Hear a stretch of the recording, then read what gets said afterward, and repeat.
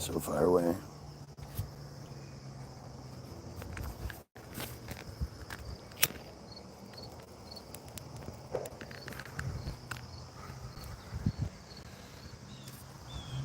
Oh. So, I mean, it's got to be this really weird thing to watch, right? To watch as the reporters who are the system, like don't get it twisted. The reporters, you know, no one in the newsroom, no one in the truck, none of the reporters, none of them are journalists. They're all just reporters. But none of them are independent.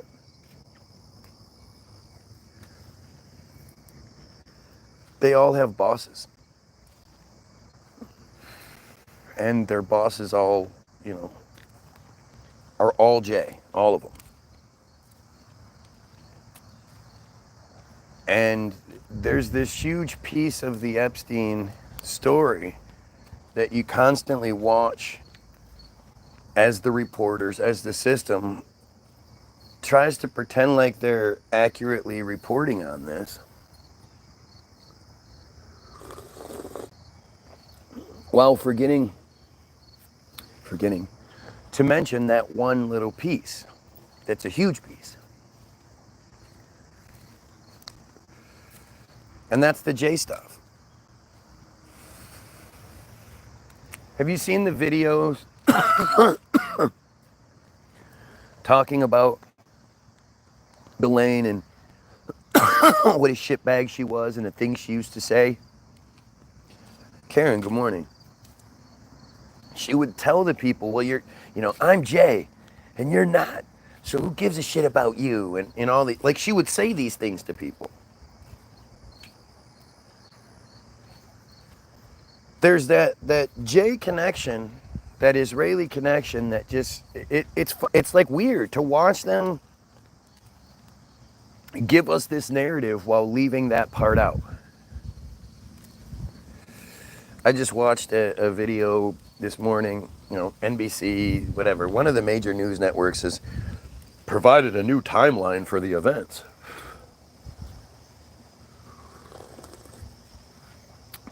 A timeline for the events to this Epstein case. And it's like, yeah, it all starts in 97 with Acosta, and it doesn't start there. It just doesn't. You can't talk about Epstein without first talking about Robert Maxwell. You have to talk about Robert Maxwell. And then you can't talk about Epstein without talking about Donald Barr, Attorney General William Barr's father. Like, these are huge pieces. William Barr's father, just like Hyman Rickover, the inventor of the submarine, was born and raised in a Jewish household that converted. It's amazing how many of these government officials that exist with. How many characters in the narrative that exist. I've never met anybody like that.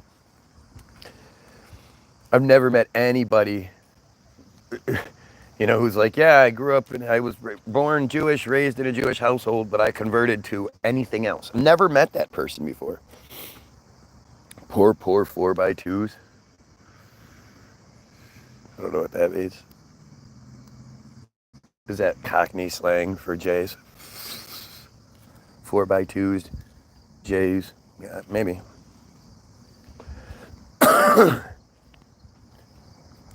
But I mean, this is such it's so interesting to watch it from the outside. To have a bunch of questions. I was right about the Cockney. Oh, nice job, guy. I need to put that into something. Poor 4x2s.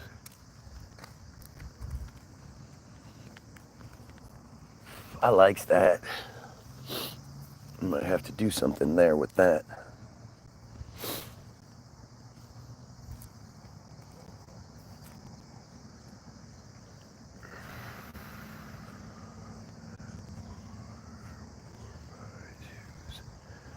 There we go. Allie said hi. Hi, Allie. You know, and it's one of these things where, again, you have to, like, who is going to always be kind? Who is going to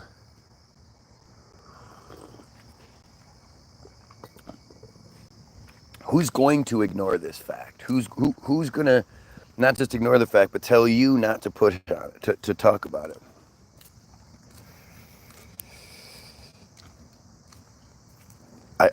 I'm taking it anyway, so it doesn't matter. But like the what Christian, what Muslim, what Catholic, what Scientologist, what Mormon is going to be like, well, let's talk about this situation, but let's ignore this one piece.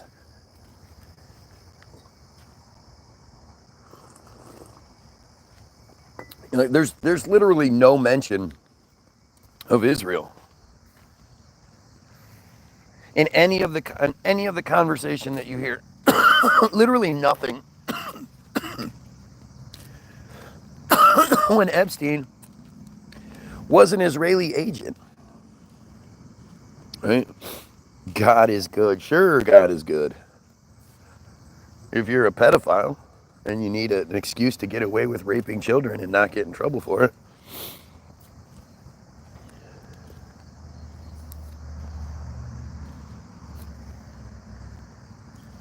like, that's that part you guys don't like to talk about, right?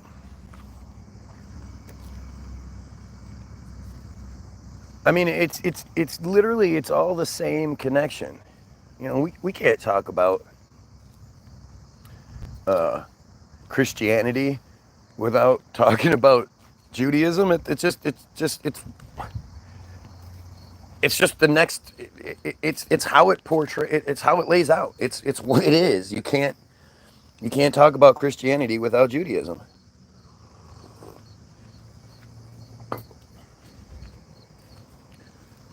But this is like so embarrassingly obvious. It's really a strange thing to witness. And really, he's not dead.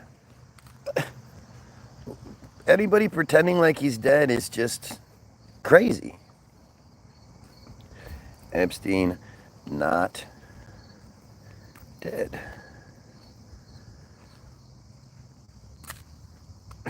Epstein didn't kill himself. The phrase is a thing. EDKH. FBI says it will release video that officials say prove Epstein died. Right? I mean, who saw that video and thought, yeah, that's open and shut right there. That's it. It's the first book, all right.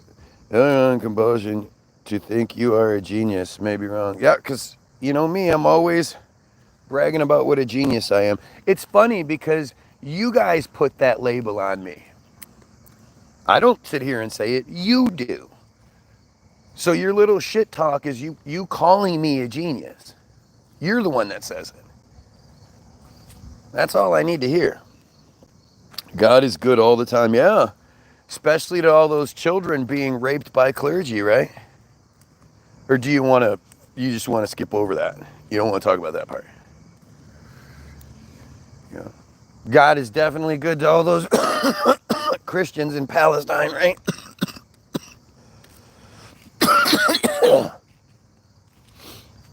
Is that when God is good all the time? Says the typical white guy. You hurt my feelings. Again, it's weird how you have to, like, you tell yourself these people, you tell yourself these things. You could say literally anything and it wouldn't hurt my feelings. Like nothing. Free will is a thing, though. Yeah, free will. That magical loophole you Christians always hide behind. You know, there's a God's plan, but there's also a free will. And, you know, nobody ever protects the children's free will. But hey, you know, the devil is saying, if you, oh God, yeah, so stupid. Just so stupid. Not only do you believe in the invisible friend, you believe in the invisible enemy too. Right? Like just so embarrassing. And it's so embarrassing because, like, look around you. What's God waiting for? What's happening here? You know, the return of Jesus is overdue, right? Like, it's all just dumb. It really is dumb shit. I would have said your mom's so fat, she fell in love and broke it, but that's on you.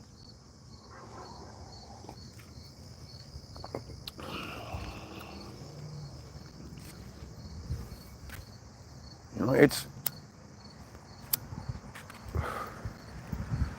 So what part is God playing, because he's so good, in the whole Trump, Epstein, sex trafficking, genocide, Israel stuff? Where does your God that's so good step in on that?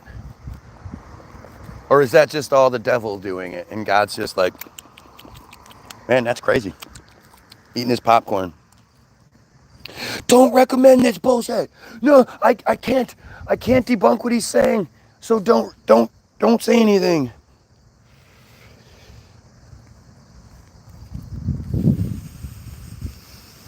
I mean, it's just stupid. It's so weird that people can't even make arguments yet. Their arrogance makes them say something, which, you know, they don't realize adds to my argument. Just makes me look better. It just makes you look dumber.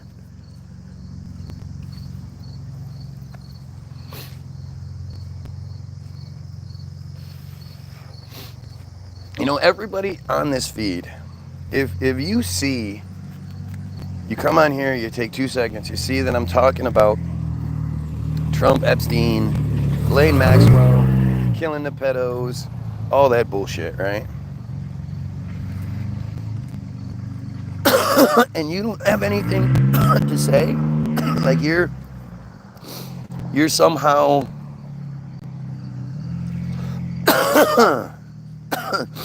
you're gonna try to find something else to talk about, something about me, something about that. To me says a lot.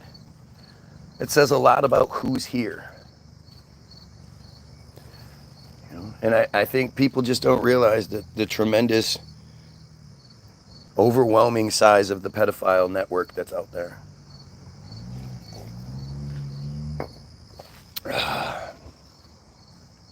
What do you call a black man reading a newspaper? A black man reading a newspaper. You fucking racist. They've got to distract. They've got to distract, points make prizes. They have to distract, points make prizes. Yes. We have free will, of course. There's sin in the world, and God has bigger plan, I think. In contrast with the universe, Trump and Epstein are not very big problems. Yeah? Yeah, raping children isn't a big problem. But hey, you know, it's funny because the people that say this shit are the same people that never say anything to the person that just won the race, ran faster than the other people, and they go, I just want to say, none of this is possible without God. God is good. Nobody ever says to them, hey, settle down. You did that, buddy. You, your family, all the people around you, you guys did that. God had nothing to do with it. You know?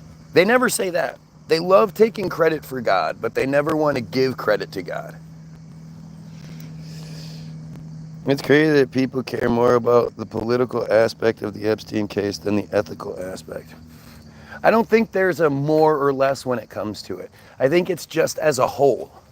And I think we're capable of focusing on it as a whole.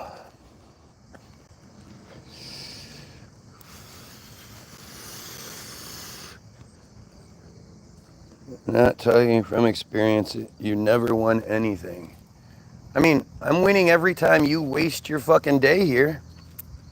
Because at least you're not searching the internet for kids, you fucking weird pedo. Robin the pedo. Yeah, I'm always winning.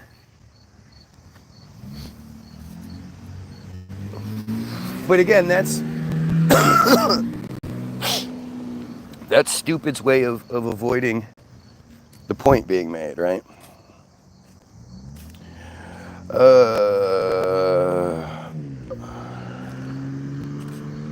Bro, as an immigrant myself, if you want a crime-free, you have to make immigration as hard as possible.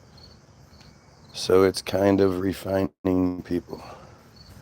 I have no idea what the fuck that's supposed to mean.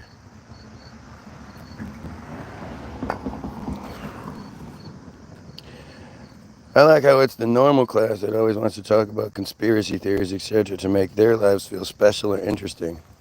Yeah, that's what we're doing.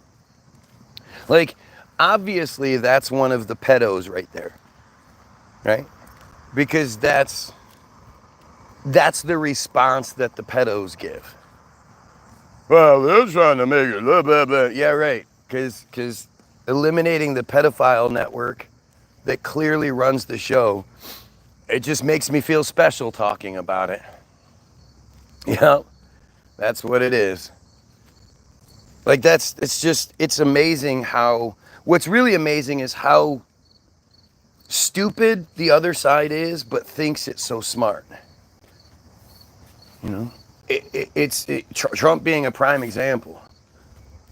You know, we're gonna lower drug prices 1,000%, 1,500%.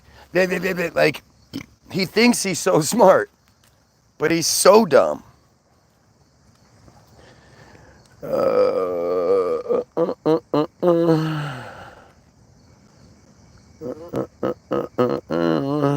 ever met constantly talked about pedos and called everyone a pedo, turned out to be one like Trump. Yeah. Everyone that talks about it must be one. So you've met lots and lots of pedos that fall into that category? Like, again, look at the tremendous distraction to try to avoid, for us, for the Goyim, to avoid talking about what's going on.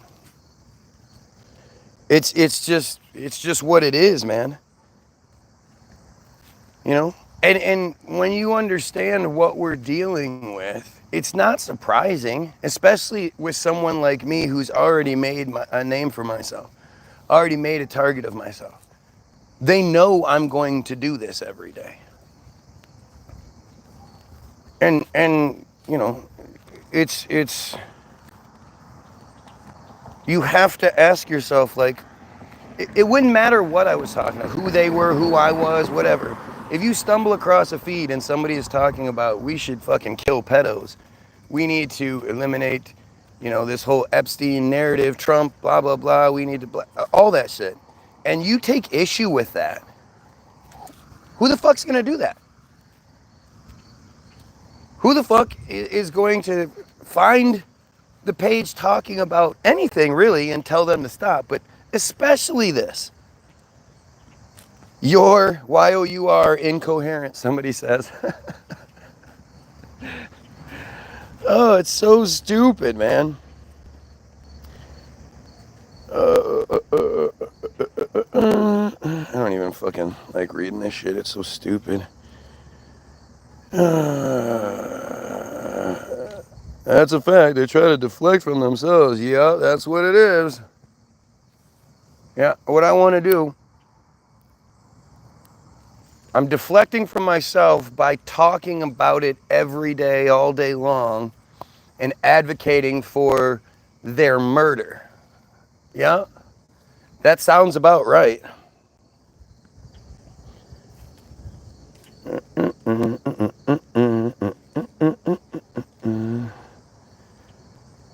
Jesus is stupid.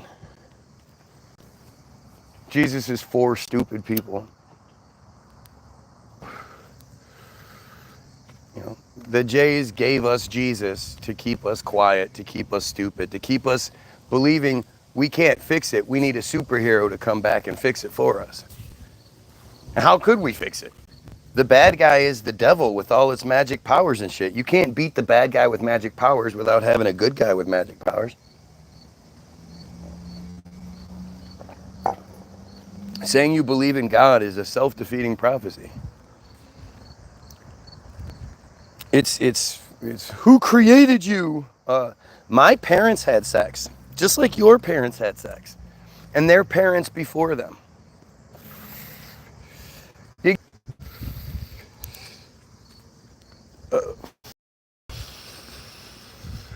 like, look at this shit. It's just dumb. It's dumb. There is no.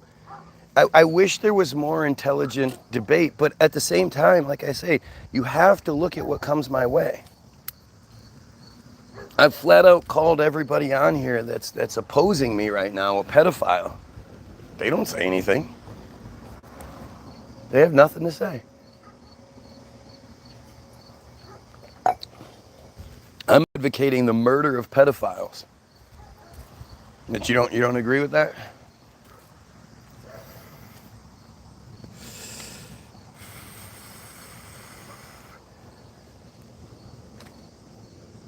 Where's the picture? Oh, here you go. So here's a really important picture, right?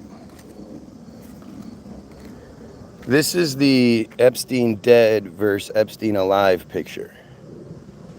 And you can see that the person we're given is not the person, it's not Epstein. It's not Epstein.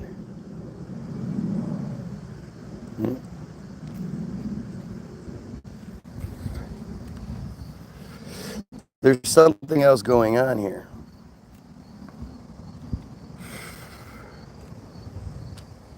This is the Times. This is the Times.com. He had vast wealth and connections with many prominent scientists, celebrities, and politicians, including Trump and Clinton. He was charged with running a sex trafficking operation in which teenage girls were recruited and lent out to powerful friends. It was said he knew secrets that kept powerful people awake at night. And then Epstein was found dead in his prison cell in New York. Even Bill de Blasio, the mayor of New York, who was in Iowa as a Democratic presidential candidate, acknowledged that the circumstances looked strange. Epstein had, quote, a huge amount of information, potentially, about some of the richest, most powerful people in the country, and it was clear that he had either been attacked or tried to commit suicide previously, he told the New York Post. And then, suddenly they're not putting him on suicide watch. That's the mayor talking about that. A former inmate of the Metropolitan Correctional Center told the Post that there was no way Epstein had hanged himself. He said the sheets were like paper and not strong enough, and the cell ceilings were 8 or 9 feet high. There's no way you can connect to anything. Others with less inside knowledge put forward the wild conspiracy theories. It's always that. Wild conspiracy theories.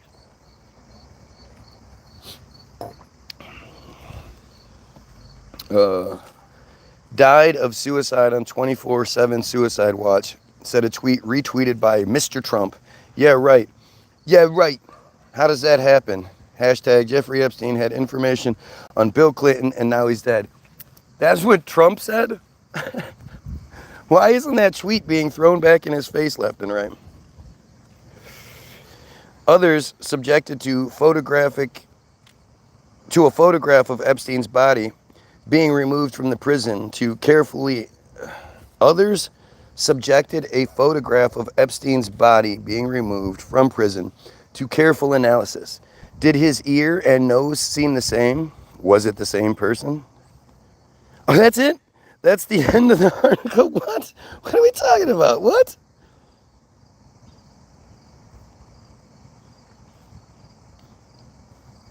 That's pretty interesting.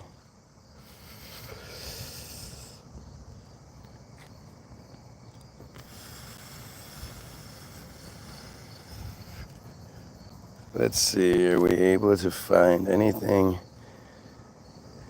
outside of Twitter? Here we go. This article considers the Jeffrey Epstein death psyops. I mean, the ear and nose thing is super, super big evidence that just of course, it's one of those things that, even though it's not true, it doesn't get debunked.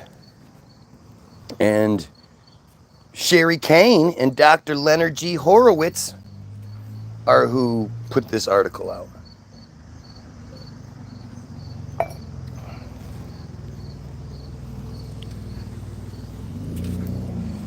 An unprecedented show of bipartisan solidarity in an unprecedented show of bipartisan solidarity. The corporate-controlled media heralded Jeffrey Epstein's death and denounced conspiracy theories, even one fueled by President Trump. By the way, this was August 13th, 2019 when this article came out. Hey, how was it? Good. Did the DPG come out?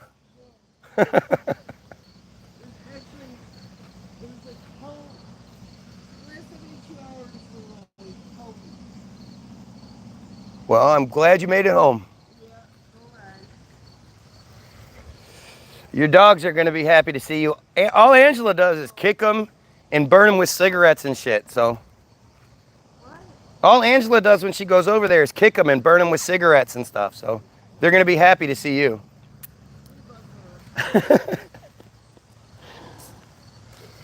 Is it possible that the world's wealthiest, most successful blackmailer and child sex trafficker would not have secured his own life with the smut videos he filmed for favors, endearing himself to the media's most popular political personalities and celebrities?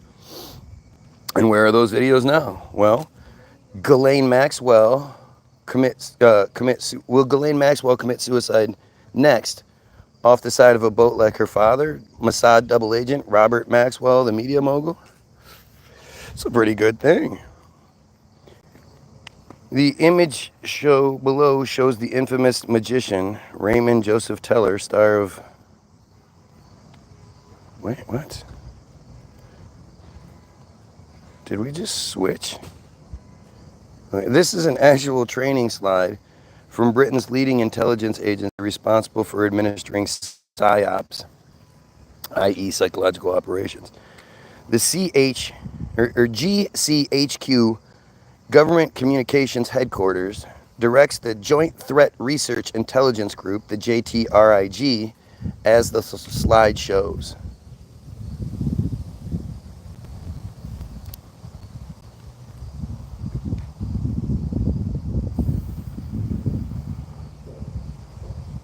I don't understand.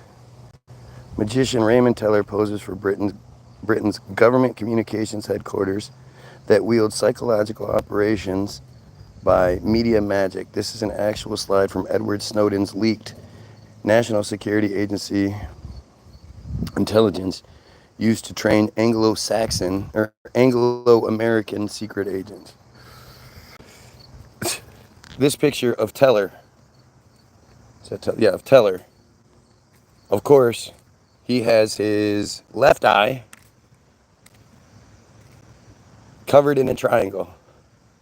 Because, you know, lots of you pose for pictures like that, right? Right? Lots of you pose for those kinds of pictures.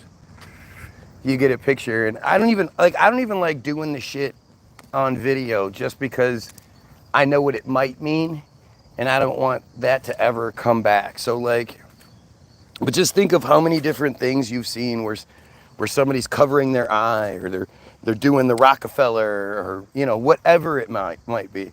There are so many weird left eye covering photographs out there that, and it's like you'll never see a photograph like that of a civilian. Civilians never pose like that. No prom pictures have a bunch of people standing there covering one eye and shit. Left eye. The Anglo-American Social Engineering Agency leads the world in media technologies and ploys. They teach their agents using training slides like this one. This shows they teach how to use media magic to make something happen in the real world or cyber world. That quote comes from the second slide below, sourcing this same set of training graphics. These were leaked by Snowden from the National Security Agency heist. Snowden, in what could have been a psyop of its own, of course it was, leaked this intelligence from the record stolen from Booz Allen Hamilton, the Langley of the Pacific in Honolulu. So here's the next slide. Next slide says, using online techniques to make something happen in the real or cyber world. Cyber is underlined. Number two broadcast categories: informational ops, influence and disruption, and technical disruption. Known in GCHQ as OCA, online covert action. The 4Ds: deny, disrupt, degrade, and deceive. Wow. That sort of seems like my feed, doesn't it? Deny, disrupt, degrade, and deceive. Doesn't that seem like what's happening in my comment section on a regular basis? That seems kind of strange. As you can see, information ops influences, disrupts, and damages targets. In this case, you are the target. The wider target is the general public. In order to deny, disrupt, degrade, and deceive people about the child sex trafficking crimes committed by the elitists in the Anglo-American cult, these agencies engage the threat of exposure to neutralize any and all opposition. See, this is where, again, it's like, am I really supposed to believe there's an Anglo-American cult? No. It's the Jays. You might be involved in the Jays, but... Oh, I'm talking to this. You all right, though? Yeah, good, man. You? Yeah. Good. This is why it's called JTRIG, Joint Threat Research Intelligence Group. The joint threat is the socially disruptive exposures leading to indictments of government officials in the U.S. and England. They have been engaged in pedophilia and child sex trafficking, as Sherry Kane first and foremost made publicly known 10 years ago. A huge percentage of government officials, East and West, are pedophiles or sex perverts. Well, that's what's really interesting about, again, the way this is being covered.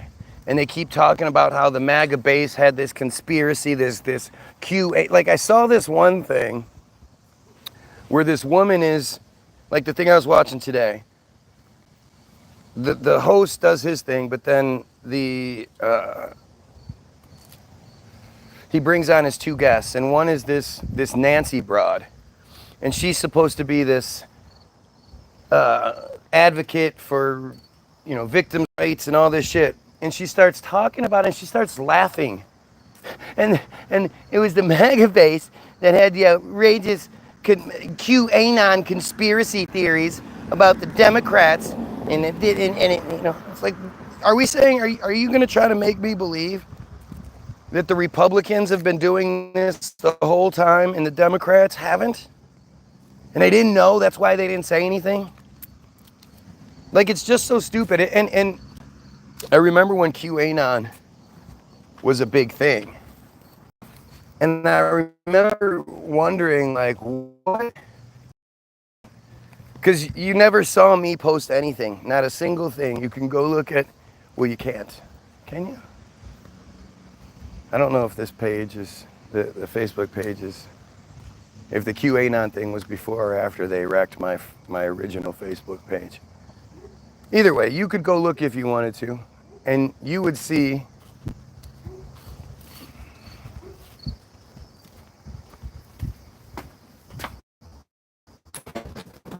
get up there. Get.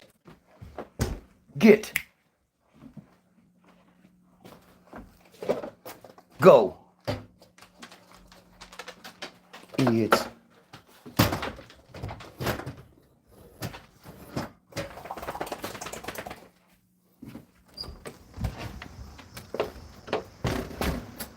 Sorry.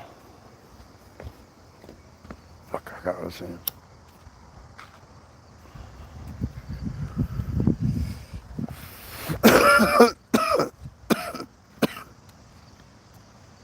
Oh yeah, the QAnon. You'll never see anything that I reposted or anytime I showed any sort of support for QAnon, the group. I did make the song Anonymous about Anonymous as a group, but it was even like, it was sort of talking shit at the same time, right? Because I absolutely believe in Anonymous, in the groups that do way more than I do, and they get involved and expose cyber shit and all that stuff that makes them a target. So they have to hide their identities. I get that. But you get guys like Kenny Bartholomew who are using the QAnon disguise, or the anonymous disguise, the Guy Fawkes mask disguise, to be a bigot. You know, goes to a comic book store that's doing a drag show for kids, and he's out there with his scary mask on, yelling horrible things at the kids and the parents. Like, it was just such a disgusting display on his end. And I tried to talk to him about it. And I wanted to have a reasonable debate with him, because he believed that there was a gay trans agenda. And I said, all right, convince me. And he was like, cool, bet, let's do it. I said, all right, come to the live feed and we'll talk it out. And we were friends, so I didn't think it would be anything bad. The next day, I sent him the message like, all right, dude, let's go, let's do this. And then I went live, and I waited, and I waited, and I waited, and he never showed up. And so after I was done with the live, I went to his page and, called him out on it. Where were you, dude? You said you were going to be here because you were going to convince me that there was a transgender agenda, a gay agenda, and you post the bigot videos, and we're supposed to be, what the fuck, man, where'd you go? And he blocks me. Funny thing is, he's the guy that after he went down that path, he's now probably making money off of social media.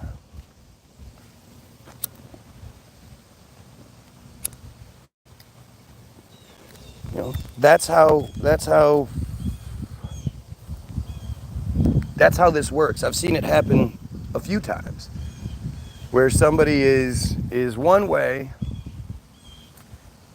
and then suddenly they just flip, and our relationship suffers from it, and almost immediately afterward they get that boost. And I just, that was one of those really weird things. If anybody knows Kenny Bartholomew, tell him to come talk to me. Tell him to stop being such a pussy about things. Tell him he's a piece of shit. Tell him that.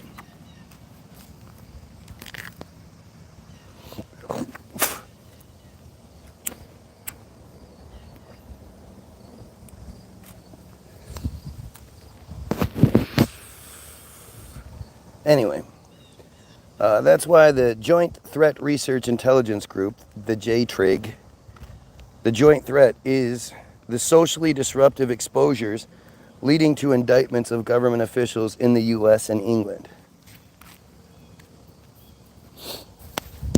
They have been engaged in pedophilia and sex trafficking. Oh, we already did this. It is unreasonable to presume the facts cited below do not incriminate the high-ranking officials photographed with Epstein and Maxwell over the years.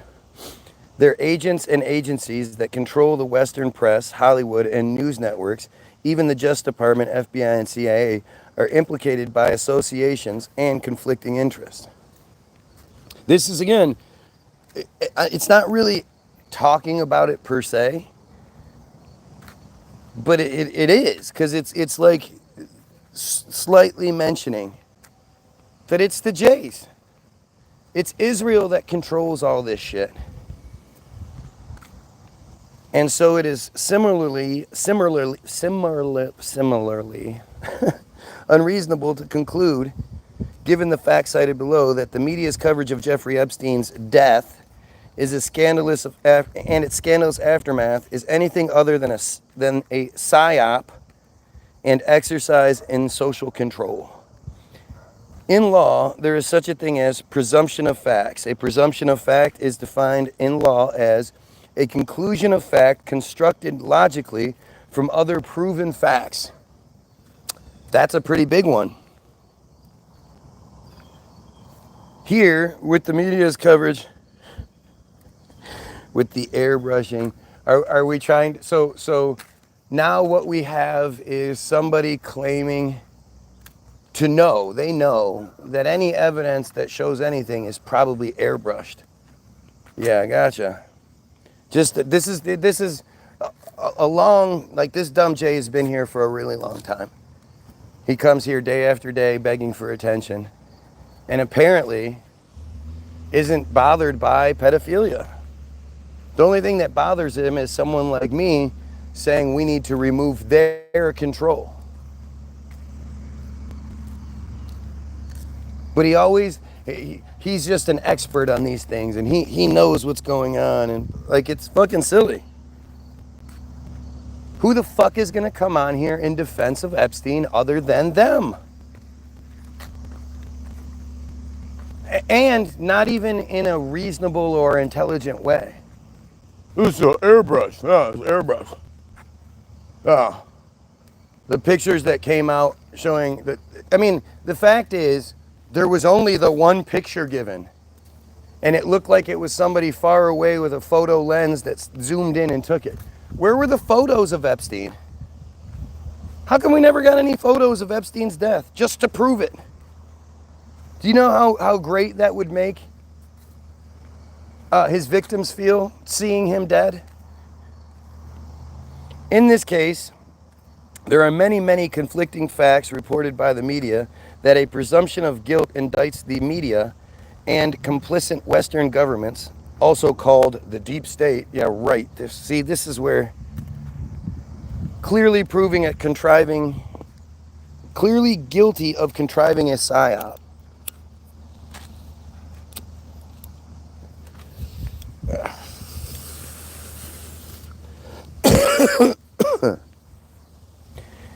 It appears that President Trump is equally complicit, albeit correct, in twittering, "This is a conspiracy involving political opponents." This is boring. This is boring. I want to watch you, but I want to watch you talk about something else. We can talk about something else. Who's going to say that?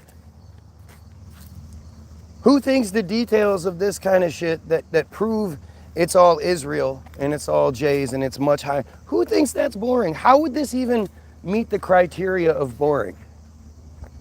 We're talking about secret pedophile rings that involve high-ranking government, the highest-ranking government officials, and a huge conspiracy cover-up. Who thinks that's not, like, at the very least, entertaining?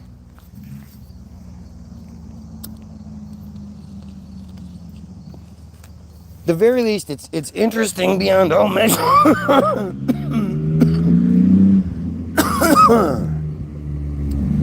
Pattern proves a governmental psyop by the preponderance of evidence. Guilt is presumed, therefore, by law.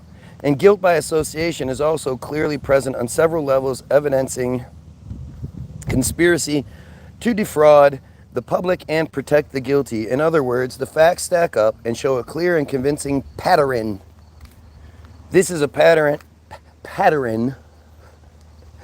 and practice of deception. Facts over and over again disprove media reports, including Jeffrey Epstein's alleged death and what was reported before, during, and after the announcement. I wonder if this one's going to talk about the tweet. The media clearly did not act independently, as this death psyop demonstrates. All the media, all the media, it says in capital letters, agreed that Epstein died, backed only by hearsay and conflicting evidence. The coherence is in uncertainty, and coordinated confusion does not show contempt nor independent journalism. Or competent or independent journalism. It shows incompetence and outrageous bias. There were no mainstream media investigations of the alternative theory that Epstein was, quote, switched out according to the facts you will review below. Epstein's death was simply accepted and reported. They are going to talk about the tweet. I've been talking about this for a long time. But this is from 2029. I bet you this disappears.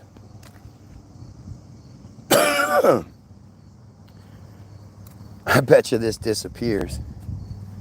At minimum, this shows complicity of the media monopoly with the intelligence agencies sourcing the PSYOP. We see clear and convincing evidence proving the Jeffrey Epstein death PSYOP. The article is written for you as a jury person in the court of public opinion deciding the charges of PSYOP. Reviewing the early reported facts, raising preliminary concerns. On July 6, 2019, Epstein was arrested. Then, on July 23rd, Epstein was supposedly assaulted or attempted to commit suicide in his cell, according to news reports. He was taken to the hospital.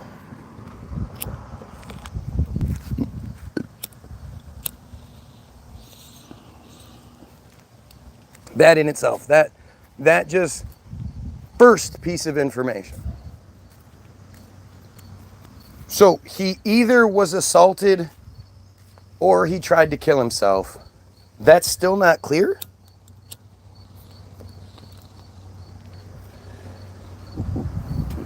If he tried to kill himself, why did he beat him up? Why did he beat himself up?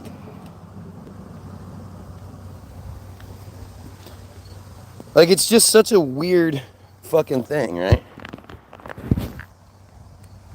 The media left out one more possibility, a staged event that would lay the groundwork for what followed. Exactly. Epstein himself claimed that he had been assaulted on July 23rd, but Epstein could have made this up to justify a hospital visit and subsequent switch. Oh, shit.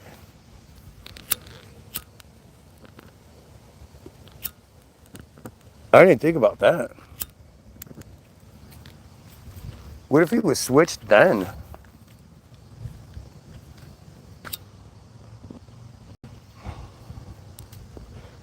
Few outlets are reporting that Attorney General William Barr allegedly visited Epstein in prison after Epstein's first suicide attempt. What? That's why it's always interesting reading stuff that was produced closer to the time.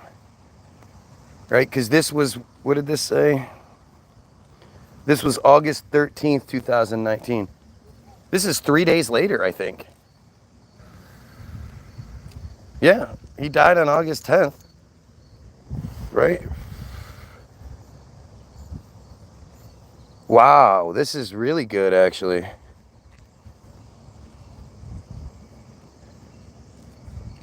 Wow. There was one compelling report by an allegedly shaken MCC employee posted at 7:44 on August 10th, 2019, nearly an hour and 15 minutes after Epstein was reportedly found in his cell. A screenshot of this message from SWAM8WIF is posted here. The MCC employee witnessed an alleged switching involving a trip van and a guy in a green dress military outfit. Not saying anything after this. Please do not try to dox me. But last night, after 7:15, count, they took him medical in a wheelchair, front cuffed, but not one triage nurse says they spoke to him. Next thing we know, a trip van shows up. We do not do releases on the weekends unless a judge orders it. Next thing we know, he's put in a single man cell and hangs himself. Here's the thing. The trip van did not sign in, and we did not record the plate number, and a guy in a green dress military outfit was in the back of the van, according to the tower guy who let him through the gate. You guys, I am shaking right now, but I think they switched him out. This isn't even the tweet I'm talking about. A switch is also consistent with further confusing facts the media initially reported. Quote, the wealthy financier was transported to a nearby hospital. Politico reported that Epstein was not moved to a hospital and remained at the correction center. Given these conflicting reports, it is possible that he was switched out at the time, which would be reasonable if his death were to be staged or if the government actually did its job of protecting their star witnesses. I mean, that's such a big piece of this, right? It should have never been allowed to happen. Like, there's no way someone tries to commit suicide the week before, is then taken off, or was it, or no, he tried to commit, and then, I don't, wait, let's see, 23rd, he was supposedly assaulted, or, okay, so 23rd, he supposedly commits suicide, and he dies on the 10th, which is, 17 days later? And he was on the watch for 2 weeks, and then they take him off, and he is, like, just strange. All right, so let's keep going here. Indeed, it would be ridiculously unreasonable to believe that some form of witness protection service was not put in place to secure Epstein's life, especially following the July 23rd supposed near-death experience.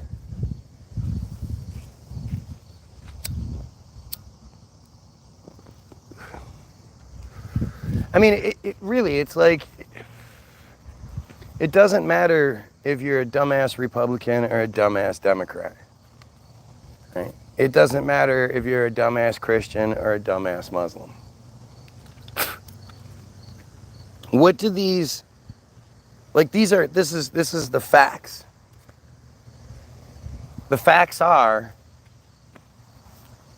like, he wasn't, there wasn't a really, really strong effort to make sure he stayed alive. Knowing what he represented. You know, knowing what the average dumb goyim knows. When you think about it like that, when you think about all the things we know about this man, and that's what we know, that's not what they know, you know, considering, you know, how much more there actually is about this man. What he knew about other people, the tapes that were found, all that shit. You know, the tapes found in his house, in a safe, in the secret control room that had the name and the name of the famous person and the name of the victim, or the you know, the victim, because, you know, I mean, a lot of them are adults, I'm sure, or at least of age, but those that aren't, it's all filmed. Those tapes, that's such a common thing. It's such a well-known piece of information that the Wikipedia page regarding this mentions that they found those tapes. So to think that this guy was so, I mean, it's just, this Israeli agent was so clearly wrapped up in what he was wrapped up in with his client list,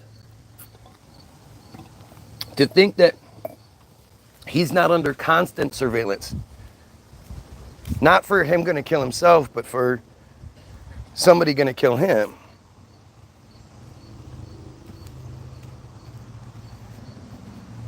It is widely known that government agencies use political decoys, body doubles, to secure the lives of presidents. You guys remember that movie, Dave? one of the years of my childhood back when, you know, there was HBO would show like, you'd have like 4 different HBOs, and at any time you'd find like, at one point PCU was the movie that was on, Matrix was on. Well, Dave was one of those movies as well. And it's really interesting to watch Dave nowadays compared to when I was a kid and I watched it, and I just thought it was cool.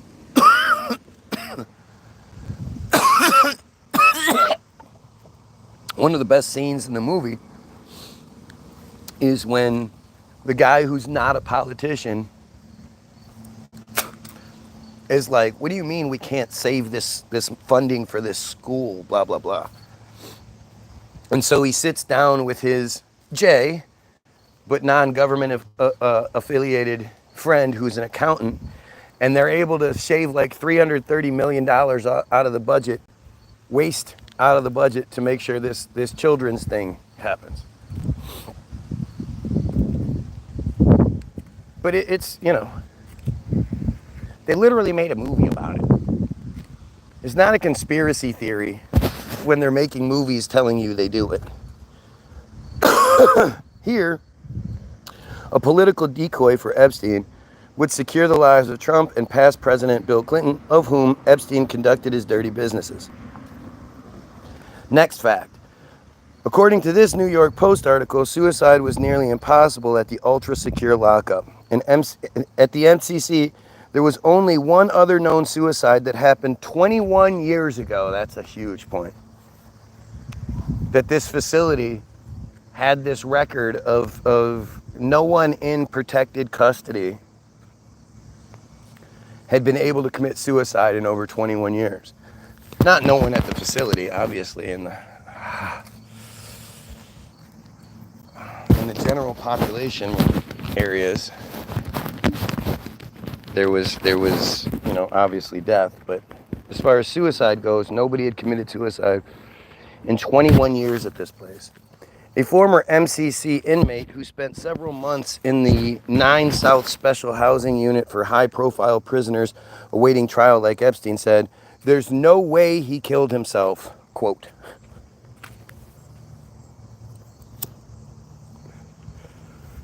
Between the floor and the ceiling is like 8 or 9 feet.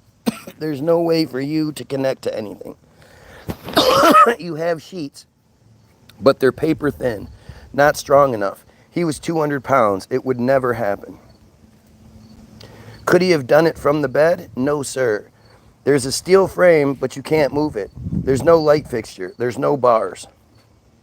They don't give you enough in there that could successfully create an instrument of death. You want to write a letter?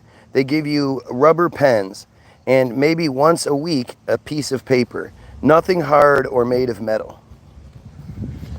One sarcastic observer responded to an article in the Wall Street Journal. He wrote, "What do you think the odds are that at the time of his death, Epstein was the only person in America not under surveillance?" That's pretty funny. That's true, though. Accordingly, given these facts so far, it is unreasonable to presume anything the media reported about Jeffrey Epstein's death was truthful. And since there is consistency in the inconsistencies, it is most reasonable to presume the media intended to confuse, hash, and muddle all of the facts surrounding the supposed death. That would be consistent with Epstein's personality. Well, I mean, there's like 3 or 4 times where he supposedly just reinvents himself. Some sort of really damaging scandal happens, like he's fired from the teaching job that Donald Barr gave him at the prestigious Dalton Academy when he didn't have the credentials to do it, for messing with students, for showing up to, as the teacher, he would show up to kids' parties. You know, I'm sure if it was looked into even more, you would find that there's a lot more victims in the Epstein teaching arena. But they just, you know, this is from 1973. These are 50-year-old women Well, these are probably 70-year-old women, 60, 70-year-old women, if they're still alive. So, you know, that whole narrative is as murky as can be, but it's well known that he went to parties, he would drink with the kids, and he was fired for being inappropriate with the girls.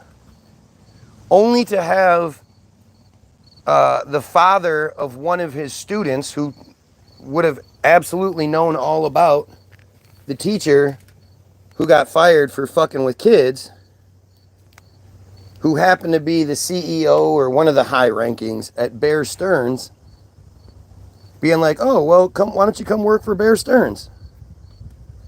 There was never any lapse. There was never any, you know, he just went from being this disgraced teacher to a low-level trader at Bear Stearns, and in 4 years was made limited partner, which isn't a story you can find anywhere else. You won't find the story of this person or that person who has a similar narrative. Palestine, Palestine, free Palestine, yes. But what does that even mean? What does free Palestine look like to you? So yes, we remove the J menace, the Israeli menace. Then what? Is it a Christian monarchy that takes over? Is it an Islamic monarchy that takes over? A Muslim monarchy? And at what, like, to what degree? Because, you know, as an American, we believe we're free. We believe we're independent Americans, right? But Israel absolutely controls our government. And we are 1783, when we became a colony of the Queen, a secret colony of the Queen. We are, you know, we aren't free. It's literally a whole bunch of bullshit. And that's even if you believe 1783. To believe in 1783, as they tell us, is believing Epstein killed himself.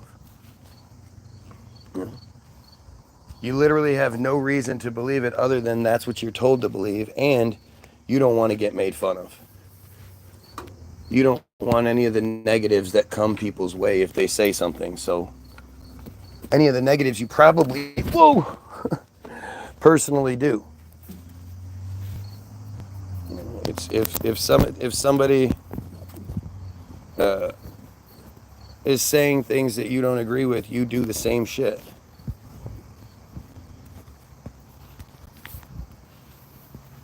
So to believe in literally anything you're told is just, you know, it's a foolish choice. It is. It's you deciding to believe the liars. And I can prove to you, I can prove everybody is the arrogant piece of shit that I'm talking about. You know, when it comes to, you might be a nice person in your life, you might be a great mom, a great dad, whatever. But when it comes to your belief structure and what you believe, you're an arrogant piece of shit. And you know how you know? Really, really simple test. How many of you believe that Oswald shot Kennedy? I would say the 9/11 thing, but I mean, I don't even know. That's one of those weird stories that doesn't even really get talked about in everyday circles. The average square doesn't talk about it. The conspiracy people do, but the average square doesn't talk about it.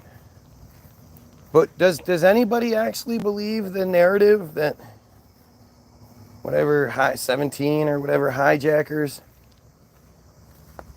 took over the planes and the passport flew out the window and 3 towers went down being hit by 2 planes, first time in history? First and only time in history that steel frame buildings had fallen down due to jet plane impacts. And these were like the mega superstructures. Two of them were the most mega superstructures that we are capable of building. You guys believe that? All while covering up for the fact that the Pentagon was the main target? Because the night before, Rumsfeld admitted the United States had lost $2.3 trillion, couldn't find it. The next morning, the offices that were hit at the Pentagon were the ones investigating that $2.3 trillion and had all of the information and saves and files and all that shit. Specifically that, and of course, the Pentagon is where the 747, the wings collapsed in, the tail collapsed in, everything disintegrated, evaporated, and fit into a hole too small to even fit the fuselage. And then Rumsfeld was seen picking up pieces, destroying the crime scene. Like, it's just, I really don't know how anybody could still believe it, but maybe they do. We got very, very lucky, said Larry Silverstein. We got very, very lucky with his $4 billion fucking payout. Oh yeah, no, I'm a no-planer for sure. But the thing is, like, when it comes to this argument, I know that you haven't looked into any of it. And this is how it is with anything. Whether you're talking to a Christian or you're talking to a clown, whatever. They don't know their own thing. They can't argue with you from this well-informed perspective. They heard somebody say something at some point, and now they just run with it because they liked what that person said. And that's what you see over and over again. And like I say, when it comes to the whole John F. Kennedy thing, in the 80s, polls were done that said 85 to 90% of the people didn't believe the official Warren report and Kennedy narrative. I think here in 2025, there's, a good portion of the younger generations that know next to nothing about Kennedy. Because, the way that history is taught to the kids nowadays is just completely different.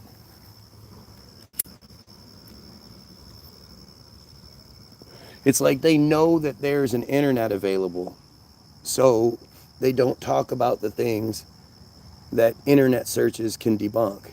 The whole Holocaust narrative is barely taught to the kids nowadays, because the last thing they want is a kid in school to stumble across a page like mine and be like, hey, I'm going to take this to school and I want you to tell the teacher what you think. And I want to see if my teacher can debunk you. And, we just go from there. Like that, they can't have that. They can't have kids standing up and being like, hey, teach, what about this? What about this? What about this? And the best way to do that is to just avoid it altogether. They mention the events and then they move on. When I was a kid, we had like a month every single year in history class, a month of the Holocaust, World War II, Jays are the victims, blah, blah, blah, blah, blah. We had that narrative every single year.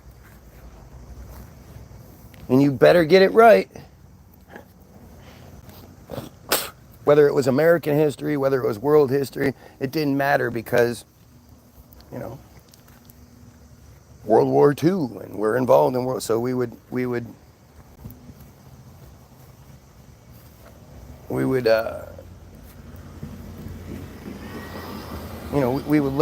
would just be indoctrinated with it every year,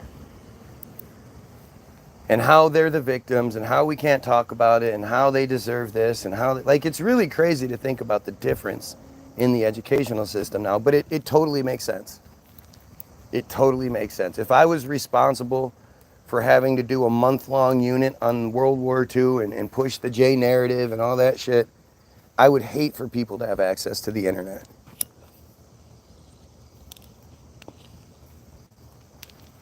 Because it's falling apart. And it's not just on the conspiracy theory level.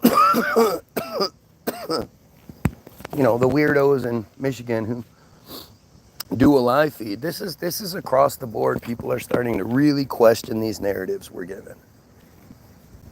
So back to it. Remember, this is an article written by judicialcorruptionnews.com on August 19th. No, on August 13th, 2019. Yeah. 3 days after Epstein's death. And now imagine if you were a teacher and you were required to push the narrative as is, and a kid came in there with this story. And they were like, you know, sure, I believe the narrative that we're given, but I just want to debunk these extra little pieces so there's no, you know, there's no room for any sort of question. And going back real quick to the whole Kennedy thing, this proves that you're all arrogant because every single one of you doesn't believe Oswald shot Kennedy. Got off 3 shots in 8 seconds, impossibly. The best shooters in the world would have almost, can't do it. It hasn't been replicated. And Oswald wasn't known as this super marksman sniper, blah, blah, blah. Like, there's no way that that narrative would fly today. In today's world of the internet and everything else, there's no way they could pull that shit off, which is why they haven't. You know, the Trump shooting is as dumb as as you'll ever see. Please, somebody show me the plethora of cell phone videos showing the Trump shooting. Cell phone videos and live feeds that 2024, it had to be happening. There had to be a shit ton of people with live feeds and recorded. People have 2 cell phones nowadays. There had to be a ton of videos. And you know, if you watch Ion Network like my wife does all the time, you'll see that back in the late 10s and the early teens of 2000, shows like NCIS and Criminal Minds and shit like that, NCIS in particular, they would show that at any public event, back then, there were so many people taking pictures and uploading videos at any public event that if something happens, you can basically pull up all the pictures that were uploaded around that moment or at that moment in that area, and you can put together, you can collage it together to make like a 3D model. This is back then. You know, people have many more cameras and cell phones, and you know, there's a lot more shit that gets uploaded nowadays. Everybody thinks they're some dumbass journalist like me. And this was the Republican National Convention, Trump, blah, blah, blah. There would have been hundreds. I mean, Trump said there were tens of thousands of people there. You can see it behind him. There's a good portion of the people that are behind him. You know, the people that didn't get up and run away when they didn't know if any more shots were coming or anything like that. They just said, a lot of those people had cell phones. Pull up any concert, anything nowadays where the public is involved, somebody is doing something, somebody is speaking, somebody is performing in some way. And it's a sea of cell phones. People are literally watching the event happen through their cell phone. It's the weirdest shit, but it's everywhere. You can't show me a single fucking video. A single cell phone video from in front of him showing the actual shooting. You know, there's one video that exists from like his 7 o'clock and up that you can see a head going across the roof, across the way, and then it disappears behind the awning, and then it comes back out, and shortly right after it comes back out, supposedly the shooting starts, but it cuts off before that. And then there are videos from out on the grounds where gunshots are heard in the distance, and people are like, oh, what's that? Oh my gosh. And then there's the cell phone videos of the people that saw the shooter long before the fucking Secret Service apparently did. But there's no videos of Trump being shot.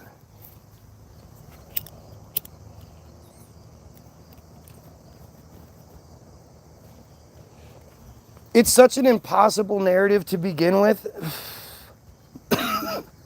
The shooter was at his 1 o'clock, 1:30. He turned his head like this. There's no way his ear would have gotten hit if his head was turned like this. It would have gone through his head.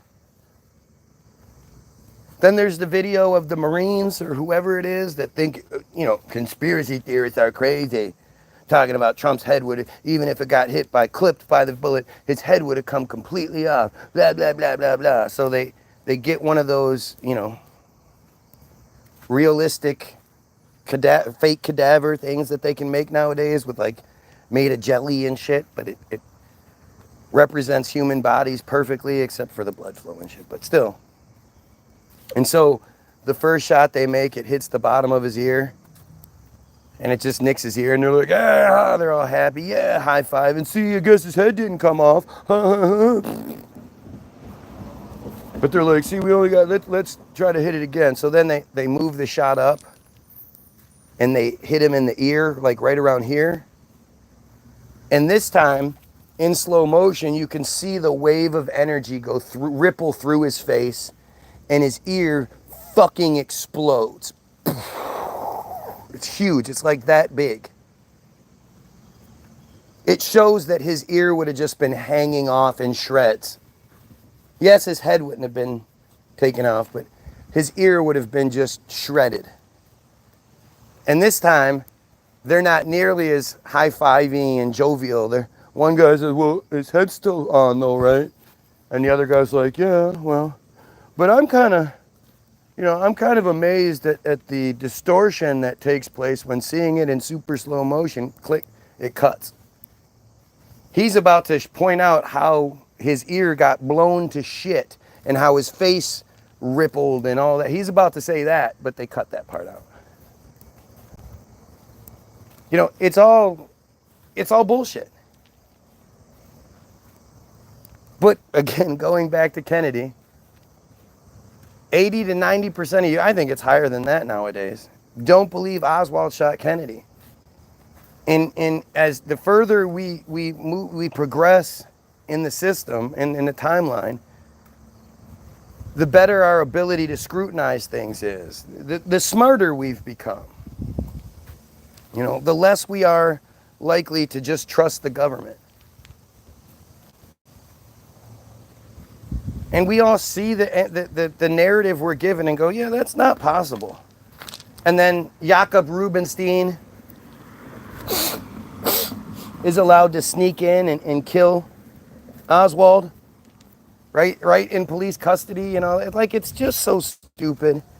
And then Jakob Rubinstein, after the fact, flat out says shit like, well, I did this for the J people, and and there's more behind me than you know, and I'll tell the truth if I'm given, if I'm allowed to be moved to this place, then I'll tell the truth. And they were like, well, then we're not going to move you.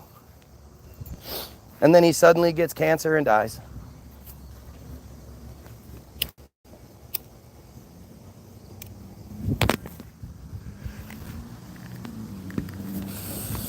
Yeah, we've got one admitting to being admitting to being Team Jorge. Yep.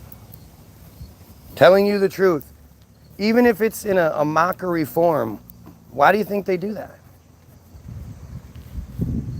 It's the truth. Anyway, you guys are so arrogant that you believe that your government is lying to you. That's what, Oswald didn't shoot Kennedy means. You're crazy, man.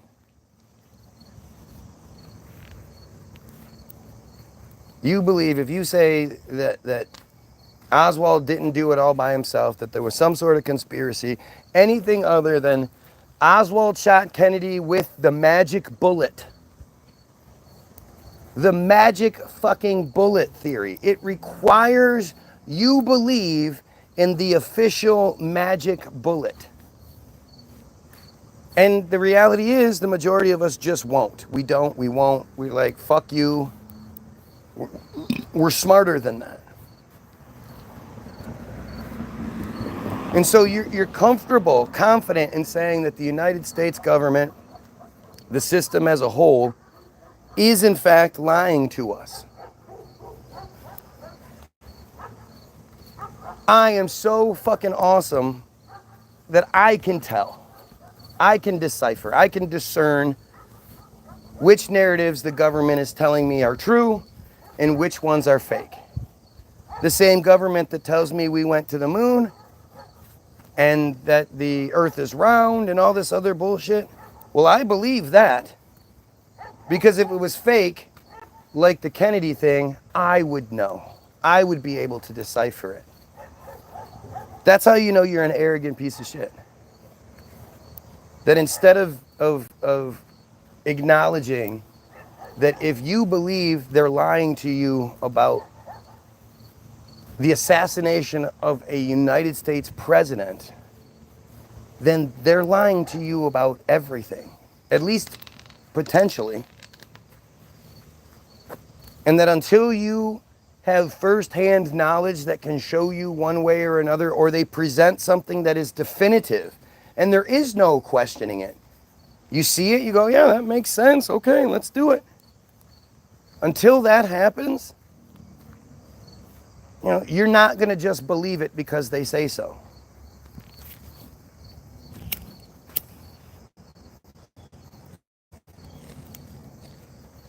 Epstein being another one of these things where you're flat out saying you believe the government is lying to you. You believe that the government, that the president of the United States is lying and covering up his associations with this pedo network for nefarious purposes, for whatever reasons. But you're saying that the government is lying to you. When it came to COVID and the vaccines, I'd be willing to bet the majority of you did not get all, did not get all of your boosters. At some point you said, I've had enough. Even though my government is telling me I need to get them all, I believe I've had enough. I'm smarter than the government. They're lying. I'm not going to do this. And you do this based on, very little research, very little,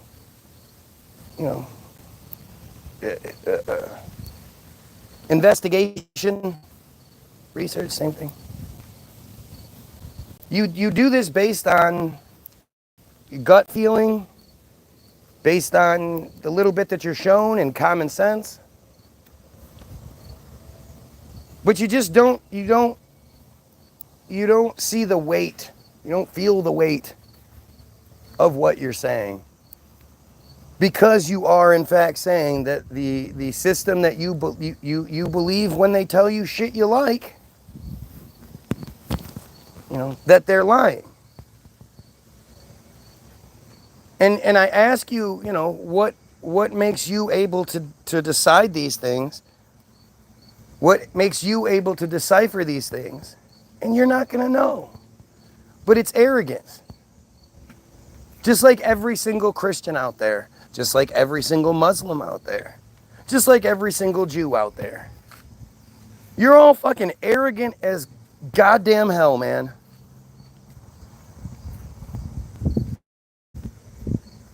And it's because whatever identity you assign yourself, you don't do it based on research. investigation, logic. Your parents told you that this is what you were, and so you went with it. You didn't debunk the other ones. You didn't debunk, Buddhism, Hinduism, Mormonism, Scientology,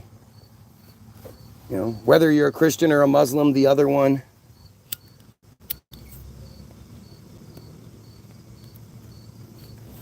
You didn't debunk them even a little bit. At the same time, you didn't come to your thing, your Christianity, your Islam, and say, okay, I'm going to debunk this, and you weren't able to. That's not how it works. You believe that your God is the right one, your narrative is the right one. Like if you're a Christian, there are more Muslims than there are Christians, and all of those people are wrong, and you're right based on what? Arrogance. Your arrogance. So, let's see. Shlomo's world. This can be known from his friends as reported by Vanity Fair. Jeffrey always wanted to give the impression that he was an international man of mystery. I control everyone and everything. I collect people. I own people. I can damage people, is a quote of his.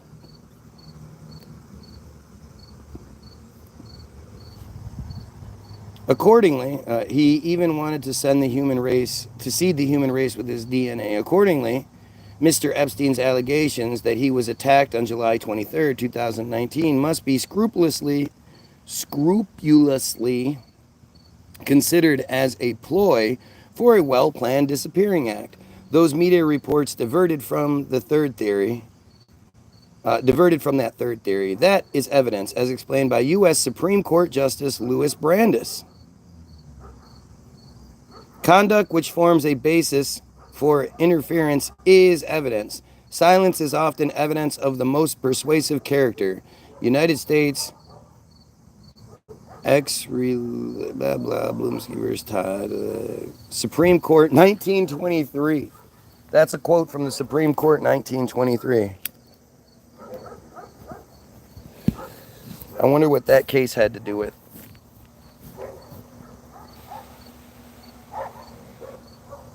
District Court. Mr. Bloomsky is scheduled to have Bilokumsky. Oh, gee, I wonder who he was. Is said to have entered the United States in 1912. In May 21, he was arrested in deportation proceedings upon a warrant of the Secretary of Labor as being an alien within the United States in violation of law. The specific ground was having the possession for the purpose of distribution printed material which advocated the overthrow of the government of the United States by force or violence. After a hearing granted to enable him to show cause why he should not be deported, a warrant of deportation was issued. While in the custody of the Commissioner of Immigration at the Port of New York, he filed in the federal court this petition for a writ of habeas corpus. The court heard the case upon the return and a traverse thereto, dismissed the writ, remanded the relator to custody of the commissioner, allowed an appeal, and stayed deportation until further order. Prior to the application for the warrant of arrest and deportation proceedings, Bilokumsky was confined to Moyamensing Prison in Philadelphia on charges made by city authorities that he had violated the state sedition law. What is sedition?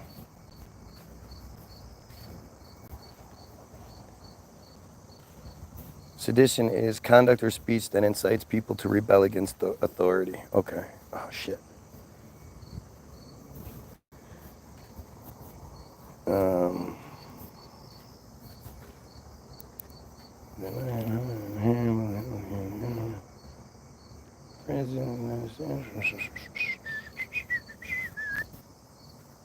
Where was he to be deported to?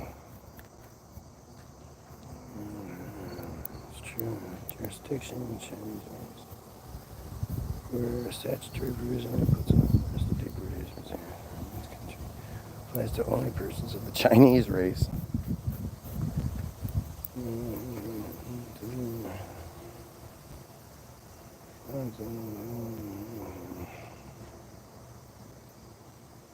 Let's see.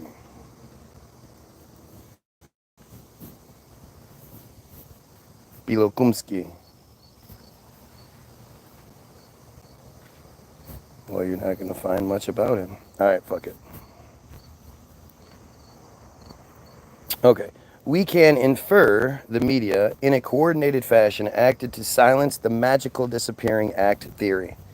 Alternatively, the media's and the government's pair of conflicting reports instantly presented two theories that convinced the court of public opinion that Epstein was dead on arrival at the hospital on August 10th. The ploy could have been a red herring used to spark the resulting controversy and diversion from a likelier truth.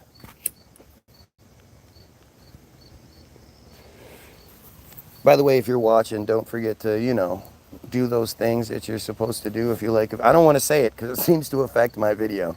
As soon as I ask you guys to, give this video to your friends and sign up to the page. Don't forget to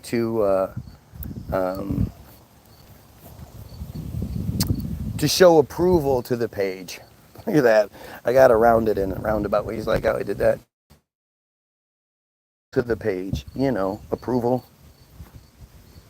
Approval. People need to know this shit. This is not some little story here. This is huge. According to the mainstream media narrative, at around 6:30 a.m., the morning of Saturday, August 10, 2019, quote, the 66-year-old accused billionaire pedophile, Epstein, was found unresponsive in his Metropolitan Corrections Center cell, the MCC. So they aren't going to talk about the tweet that was earlier, though. That thing has been erased from the memory. There was a tweet that was made about an hour beforehand, before the release of any information, saying, I don't know what's going on. It looks like they're switching them out. I'm scared, y'all. And then a few hours later, someone claiming to be that person, but from a different IP address, said that, oh, I was just kidding. It was a mistake. It was just kidding. And then if you go and you look, we'll look it up after this. If you go and look for that tweet, nowadays, it says there was an early tweet released, but it gave information about the death that hadn't been released yet. And it also sparked the idea of other earlier tweets. I remember seeing that shit. I remember seeing the tweet in a screenshot. Somebody posted it. I remember it. But it doesn't exist anymore. The New York Post article by Larry Solonia and Eileen A.J. Connolly was published approximately 2.5 hours after officials discovered Epstein's body, as shown by the screenshot. Curiously, the New York Post article began, convicted pedophile Jeffrey Epstein died overnight in an apparent suicide, federal officials said Saturday. But it was Saturday. That's interesting.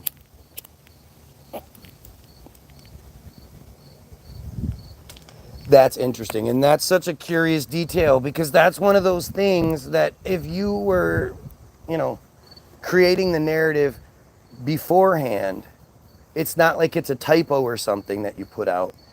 It's something that you just skip over because you had planned this for Saturday. And in your head, it had always said Saturday. You forgot to acknowledge that, earlier today or whatever. That's proof that the narrative was written beforehand.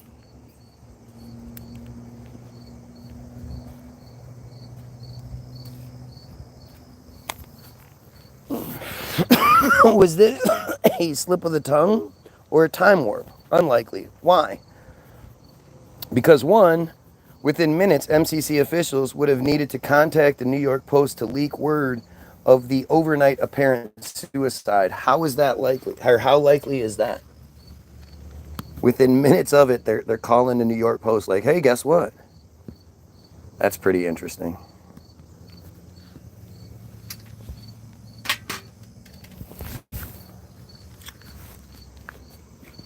Alternatively, have you ever tried to reach a New York Post assignment editor on Saturday morning at 6:30 a.m.?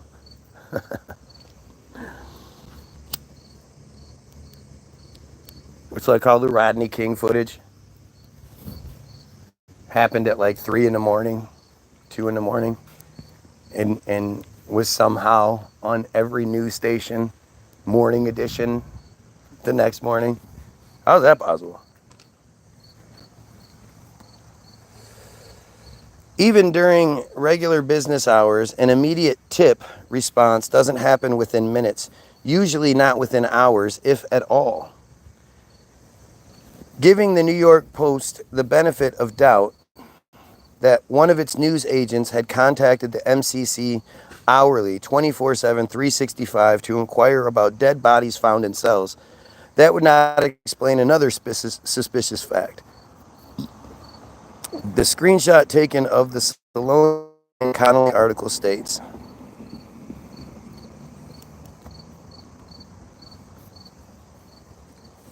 Epstein, 66, was found responsive in his cell in the special housing unit of the Manhattan Correctional Center in Lower Manhattan around 6:30 a.m. Jail staff tried to revive him and then called for an ambulance.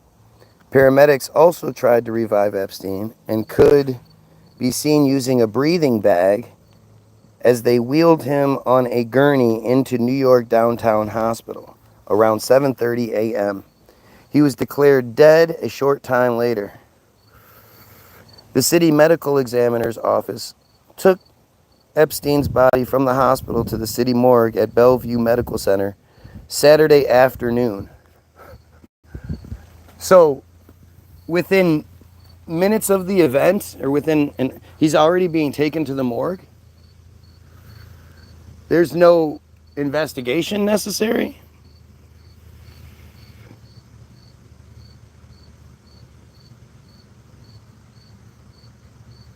The city medical examiner's office took Epstein's body from the hospital to the morgue. Did you catch that? Saturday afternoon had not happened yet. That's interesting. Wow. That's like how on October 7th, 2023, I know this personally because I did it. I looked up Israel-Hamas War 2023 Wikipedia page. And I went to the edit history. You can't do this anymore. Since then, you can't do this. It's not nearly as easy. But all you had to do back then was go to edit history and then click back a bunch of times until you got to the first edit made. Can you hold this for a second? I gotta go pee pee. Okay. So say hello. Hello. Sorry, y'all. I just woke up. I'm not social. I'm not talking. I am happy. Not a morning person. So, sorry from this grumpy old lady. But it is what it is. It's rather chilly out this morning, too. That doesn't make the cause any better. Ugh. I hope you all are doing well. So I'm reading this article that was written 3 days after Epstein's death. But it's about how all the suspicious shit. It's a conspiracy theory. And it's crazy, like how much shit from this article just isn't talked about anymore. But it's all true. It's all, it's like every other conspiracy theory out there. Or, not every, but most conspiracy theories, they make more sense than the narrative that we're given. She's home. Oh, God. Yeah. She's gone, but she came home. Yeah. You don't need to go there.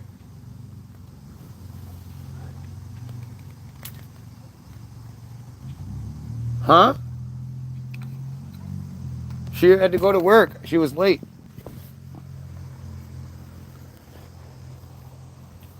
So this is just crazy. Like, to me, the whole idea of the morgue and blah, blah, blah is crazy in itself.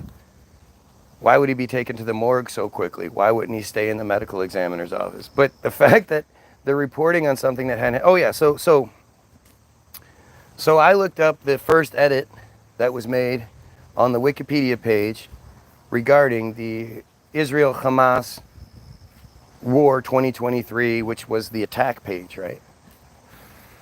The attack that no Israelis died and no Israelis were taken hostage. It's all just psyop bullshit. And you know this because the event that was said to have taken place, the attack... Morning. Morning, sir. The event that was said to have taken place, the attack happened at 6:30 a.m., October 7th, local time, 2023. The truth is, the facts are, that the Israel-Hamas War 2023 Wikipedia page was first edited at 6:22 a.m., October 7th, 2023. I don't know when it was created, but it was first edited 8 minutes before the event took place. And even if it was the other way around, the idea that somebody ran over to Wikipedia real quick and created a page and then was able to lay out everything that was going to happen over the next couple days within the first 3 hours,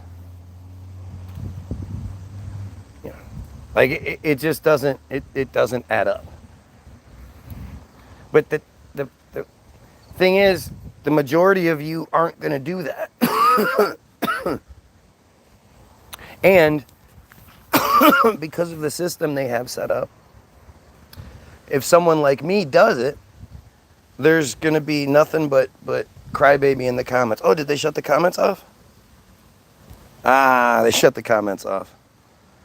That's interesting.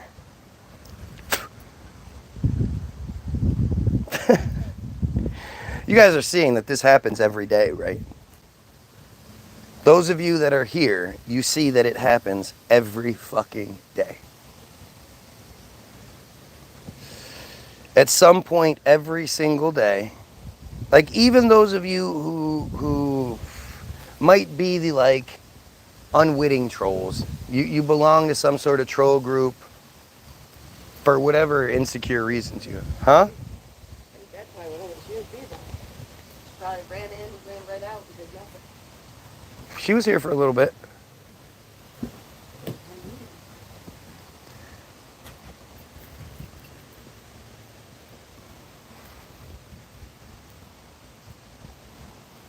I forgot what I was just saying. I mean, it's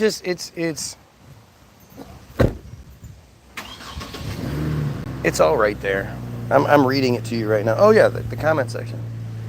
The comments. How many people's videos have you ever been watching where they say suddenly the comment section gets shut off? The last comment I can see is, Google it. Be amazed, sister.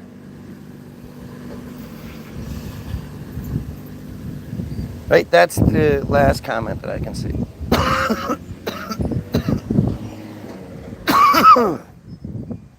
Show me the other person who you can say this happens to them.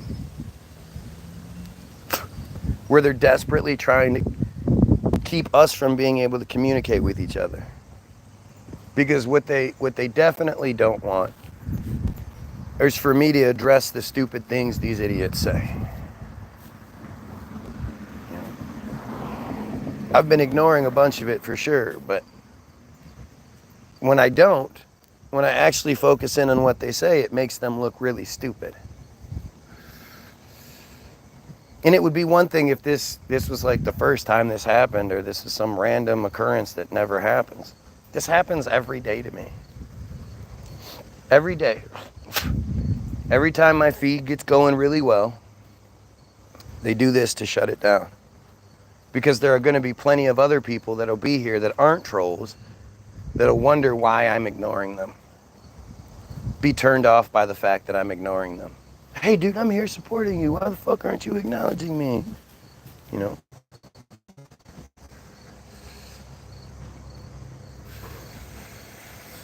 I think that the shutting off of my comment section on a daily basis is extremely telling. Anyway, let's get back to it. Sorry. No Israelis were killed on October 7th. No Israelis were taken hostage. It's literally another psyop. And the proof is in the pudding. I know I could prove it. In a court of law, I could prove it. I could prove it a hell of a lot better than anyone can prove the official narrative that the attack did happen. You know, especially if you start showing stupid videos that are easy to debunk. You know, like the idea that Hamas used paragliders to breach the Israeli super defenses. You know, paragliders like the Fan Man, Holyfield bow fight. You know, the guy came, the paragliders. And when everybody was laughing and saying how stupid that is, there's no fucking way. Why? How did they even get paragliders? Where did they? Come on, that's fucking stupid. Hamas of all people releases a video on Facebook, on Hamas.com. I don't really know where Hamas uploads any of their shit anyway. But they released a video that they had taken of themselves training with the paragliders. So anybody that was questioning the narrative that Israel was giving, well, you know, which would work out to their benefit, they wanted to squash that. So they put out the video showing all the training footage using paragliders. That makes sense, right? Hey, Hamas needs you to believe Israel's narrative. It really is all just a bunch of shit. I mean, it's fucking insane. So, there was no way of knowing the medical examiner's office took Epstein's body before it happened. The 2:42 p.m. update could explain this, but not more compounding evidence of complicity in the public deception by Rupert Murdoch's press. New AG Barr statement on Epstein. Attorney General statement from Attorney General William P. Barr on the death of Jeffrey Epstein. Washington. Attorney General William P. Barr issued the following statement. I was appalled to learn that Jeffrey Epstein was found dead early this morning from an apparent suicide while in federal custody. Mr. Epstein's death raises serious questions that must be answered. In addition to the FBI's investigation, I have consulted with the Inspector General, who is opening an investigation into the circumstances of Mr. Epstein's death.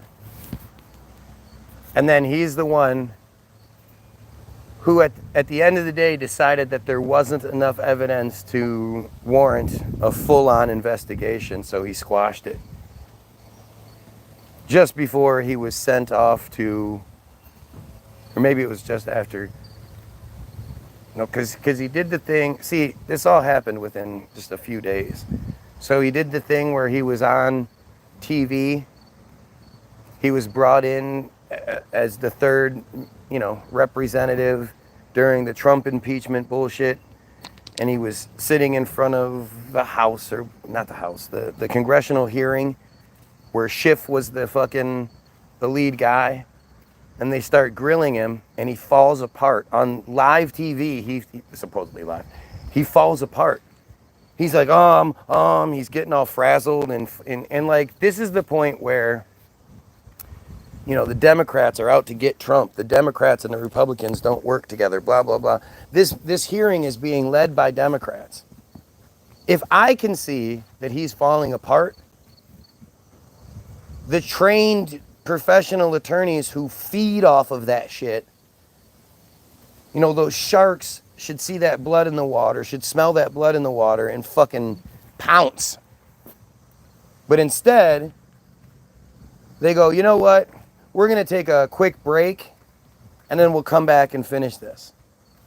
And because this was starting after the Blasey Ford, Kavanaugh bullshit, the government passed a new law saying that, because it wasn't making sense anyway, I had started to question how they were able to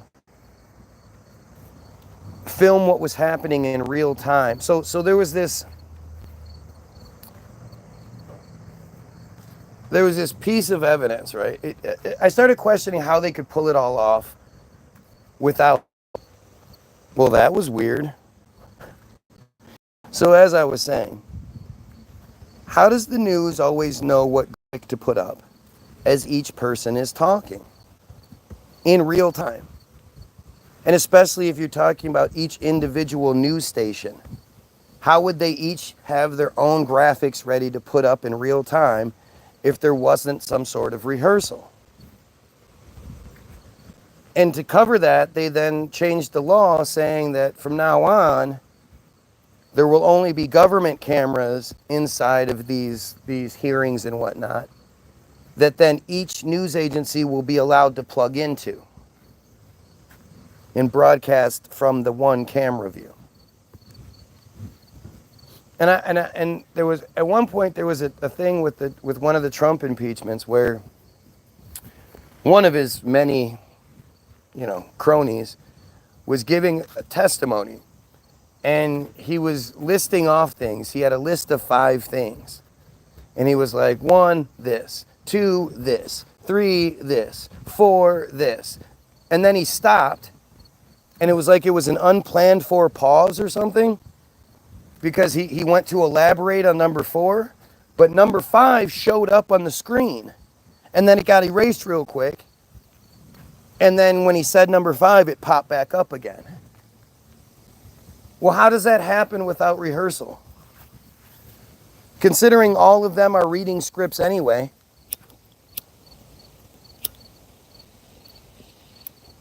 Literally, they don't even have to memorize shit anymore. They just they read from pieces of paper. And it's like, how could you have a piece of paper ready to answer a question you didn't know was going to be asked? Because it's all scripted theater. It's bullshit.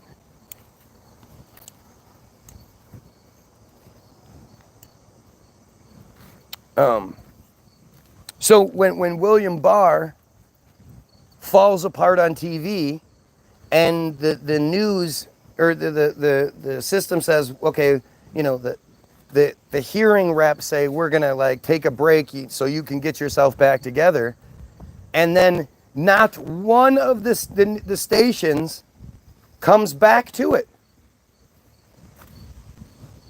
The entire rest of it was held behind closed doors, I guess.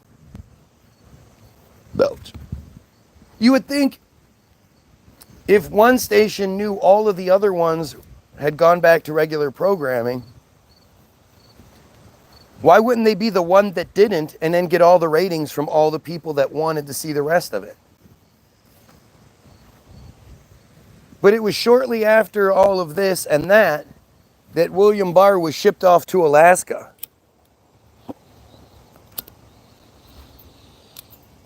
where he was the first government agent, like, like he was the highest ranking government official that had been to that small town in like 100 years or some shit. They immediately whisked him off to this town that it took like a small little, commuter plane to get there. He didn't even fly on like a big jet or anything. It was an airport that couldn't accommodate that. He had to fly in on a small little Cessna or whatever the fuck they are.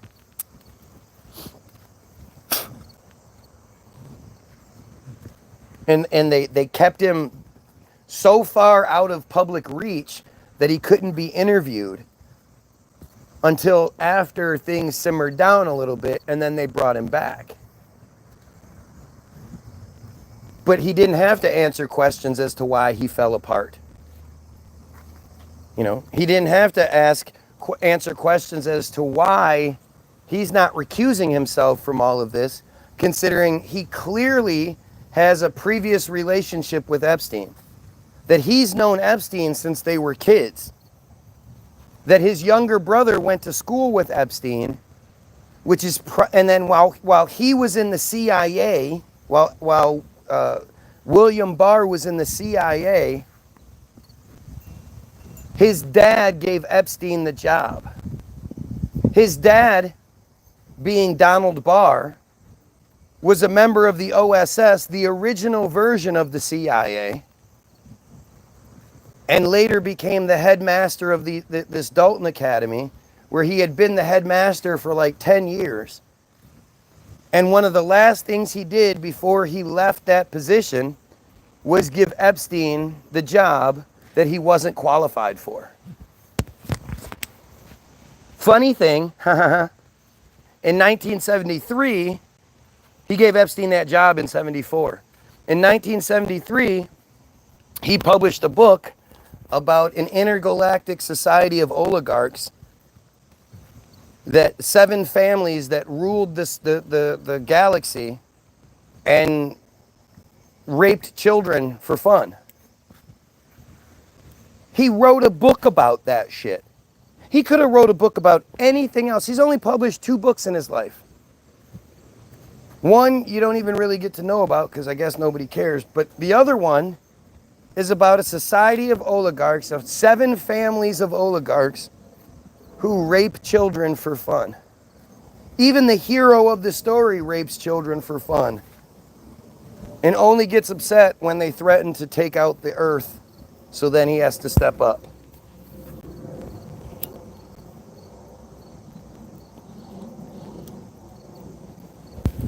I really hate leaving a video with 19 viewers and 19 likes on it because I can't see the comments. But I want to see the comments. I want to see the stupidity that's coming at me regarding all of this. Not going to, but I mean, if we drop down to like 10, then yeah, I guess I will. The most reasonable explanation is that the news script had been fed to the reporters by an intelligence agent in a conspiracy to defraud the public. That's literally the only thing that makes sense.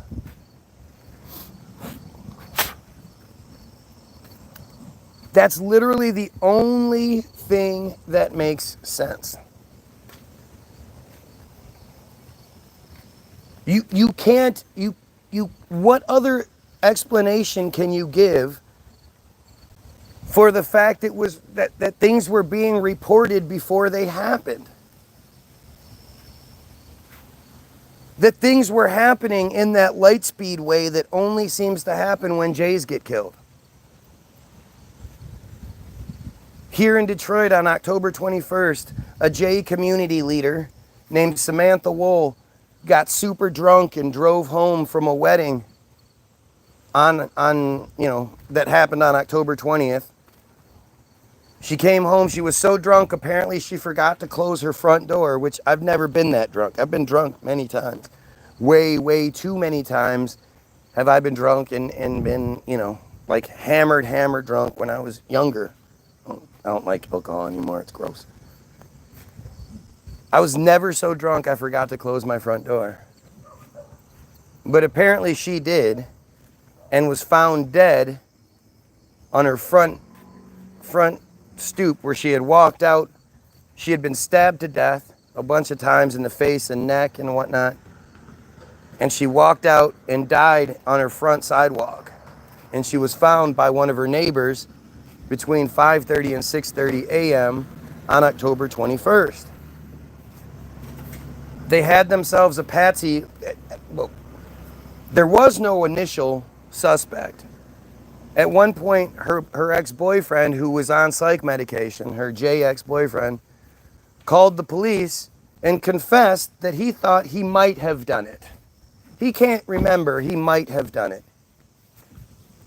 Turns out that he had taken a double dose of his psych medication that day and hit his weed pen 4 times. And that made him call the police and confess to murdering his girlfriend. And because of that, he was given immunity and was allowed to testify and all this other shit. And when testified, looked guilty as fuck.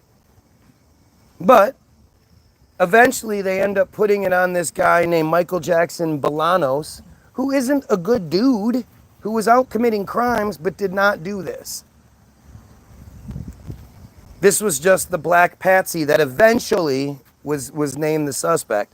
And they tried everything they could. They even had a J judge who claimed not to know her. She's a J community leader in the same district that he's in, and they don't know each other. But he, this judge was doing unprecedented shit. Adding charges, interrupting during opening statements. He was just a monster, so much so that the defense asked him to recuse himself because he clearly had, being a J, he's not going to be biased, or he's not going to be unbiased in any of this. And it was like stated, like, how dare you suggest that just because he's J, he's going to be biased to the J woman, that he's trying to say this was a hate crime. Like, if at the very least, or at the very most, it could have been a robbery. It clearly was not a hate crime. It wasn't a robbery because nothing was stolen from her. She was stabbed a bunch of times, like an angry boyfriend would do. They tried to get Michael Jackson Bolanos on everything, from hate crimes to, conspiracy and all this shit. And when it was all said and done, the only thing they could stick him with was lying to police. But don't you worry. He got a sentence of 18 months to 25 years for lying to police. If anybody can show me a similar thing, I'd love to see it. A similar verdict of somebody charged with lying to police.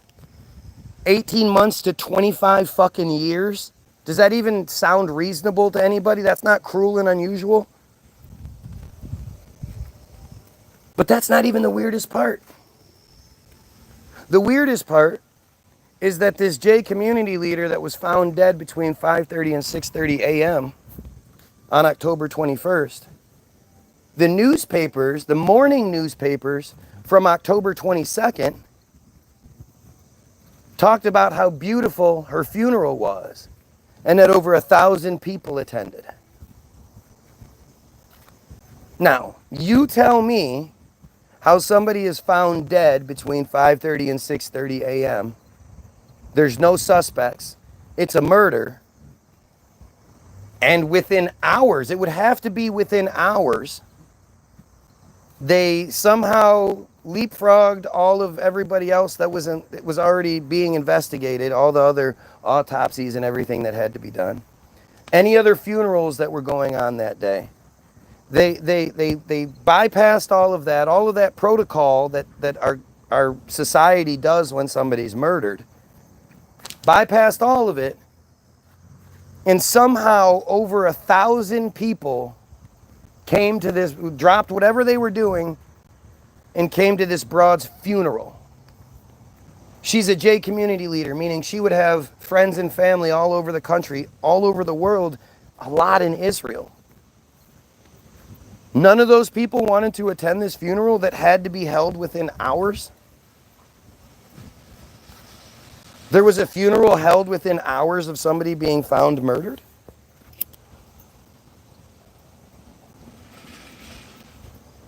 Have you ever heard of somebody dying and having the funeral the same day? Even somebody that's like, they pull the plug on them. They don't have the funeral the same fucking day. There's protocol that has to happen. And yet, somehow, whenever it's them, they bypass that. The supposed synagogue shooting in Philadelphia that took place, where 12 elderly people were killed by this random guy who just appears 6 months earlier on social media, but only on Gab. Just like the Trump shooter has the 20-year-old that had zero social media footprint. Robert Bowers Jr. had zero social media footprint.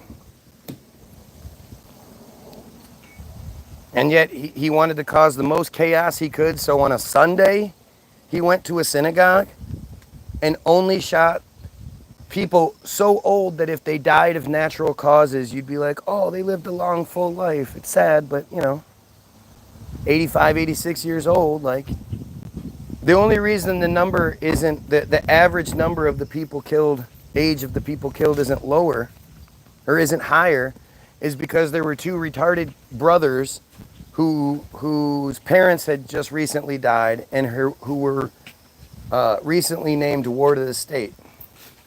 You can leave me one. Yes, thank you. Appreciate it. And the one was 59, the other one was 61. So that brought the average way, way down. Otherwise, it would have been like 80 plus years old was the average age of everyone killed. And that happened on a Sunday. On a Monday, 6 of the people were buried. The next day, the Tuesday, the other 6 were buried.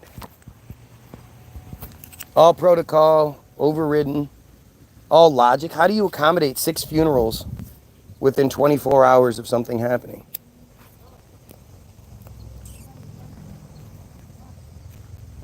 No prior knowledge. How do you get everybody into town? How does that even begin to happen?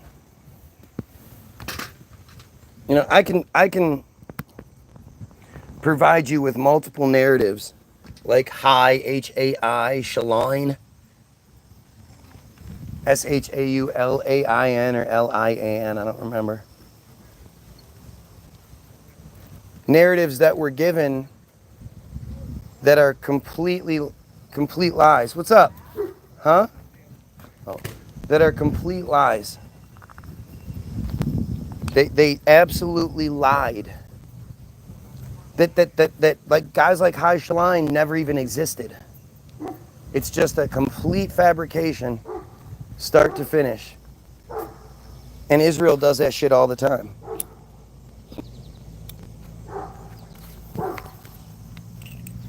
So when you're looking at this, considering Epstein, more importantly, Ghislaine Maxwell was a high-ranking, is a high-ranking, damn, I just got stung, is an extremely high-ranking Israeli operative. Her father was Robert Maxwell, an even higher-ranking Israeli operative. Just pick up the hose.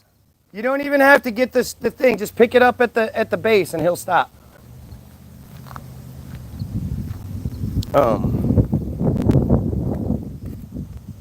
Her father, Robert Maxwell, is considered one of the main reasons why Israel even exists, is because of Robert Maxwell, Ghislaine's father. He was given the highest ranking military funeral that a person can be given by Israel, and he wasn't an Israeli citizen. He was a British citizen.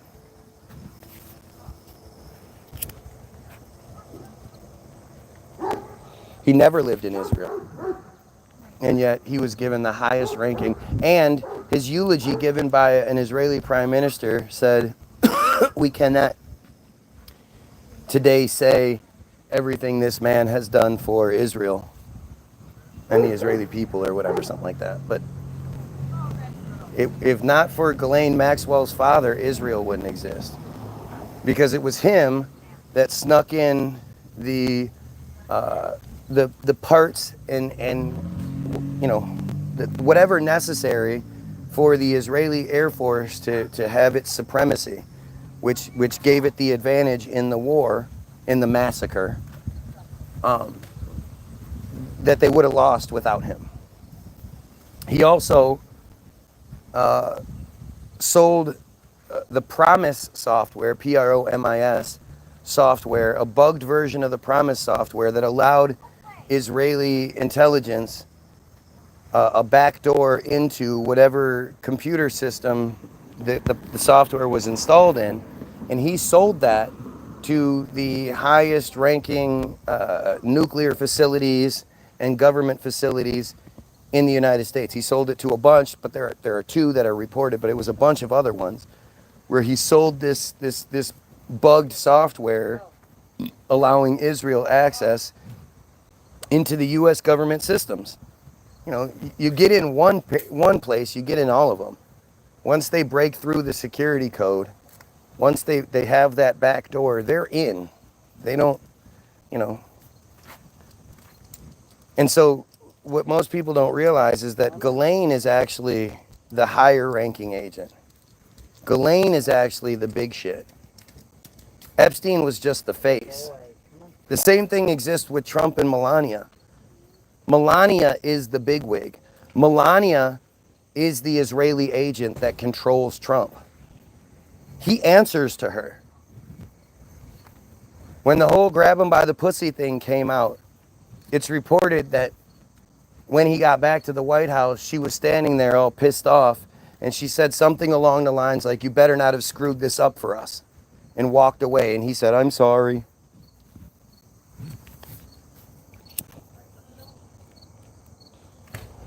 She doesn't like that man. She's gorgeous. She was 28 when he was 50 years old, 52 years old, when they got together, supposedly. Rumor has it he first picked her out when she was like 14, 15, modeling, but she was introduced to him by this guy and that. Like, it was an operation to get her and him together. She doesn't like, she could have had her pick of anybody. She was hot. I'm not some asshole who can't admit she wasn't hot. She was fucking smoking hot. She still is amazing looking for her age. I mean, surgeries and shit, but at 28, she was gorgeous. And just in case you wanted to know what she looked like naked, when Trump first ran for president in 2000, that part where people often forget, he lost in 2000 as well. When he first ran for president, she posed naked for a bunch of different outlets. At the same time, he's running for fucking office. She's the bigwig. She's the one that controls things. She's the direct link to Israel and on the personal side.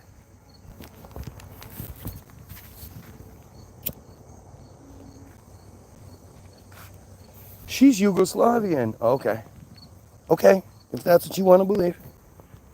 Again, I'm sure the comment section's having a great time. For those that are new here, I can't see the comments. Yet again, they've been shut off from my end. Something that you'll never see anybody else say, but happens to me almost daily. Anyway, we're talking about the most reasonable explanation is that the news script had been fed to the reporters by an intelligence agent in a conspiracy to defraud the public. That would also account for the appearance of impropriety, quotes, within the Justice Department that oversees MCC officials.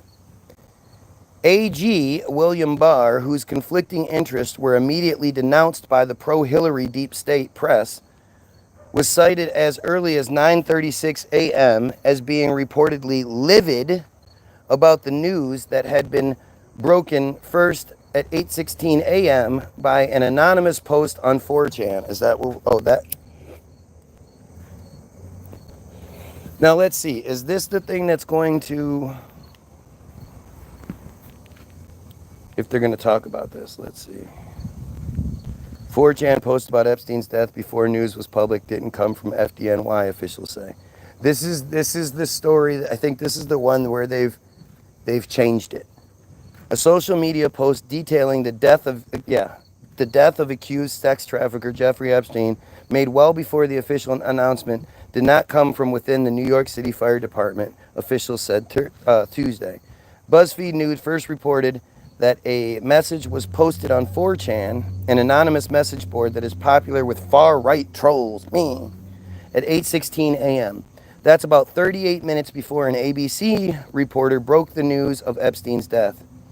Don't ask me how I know, but Epstein died an hour ago, the post read, along with a picture of Pepe the Frog, a meme that had been co-opted by the alt-right. Screen cap this, it said. See what I mean? They've changed the narrative regarding this. The original poster added further information about the procedures allegedly used to attempt to revive Epstein, 66, after he was found, according to BuzzFeed. The FDNY reviewed the alleged information and determined that it did not come from the department. Deputy Press Secretary Miles Miller told USA Today. BuzzFeed initially reported the department was opening an investigation, but Miller described the article as inaccurate and noted that at no time there was an investigation. They didn't even investigate whether this was true or not.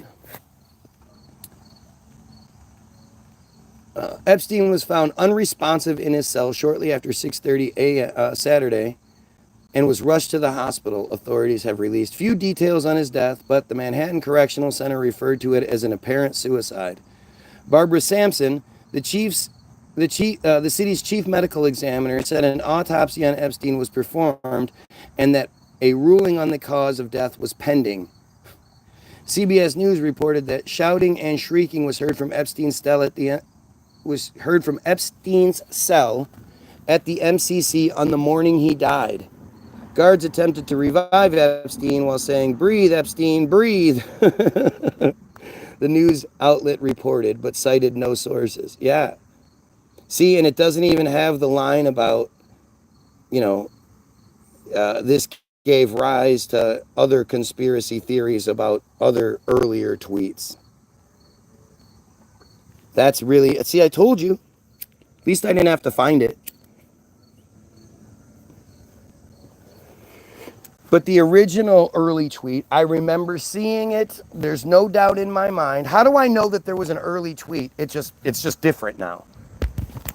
The early tweet initially said that it was somebody saying, "I'm really scared, y'all. It looks like they switched him out. I don't know what to do." Blah, blah, something along those lines. That tweet has been erased from the narrative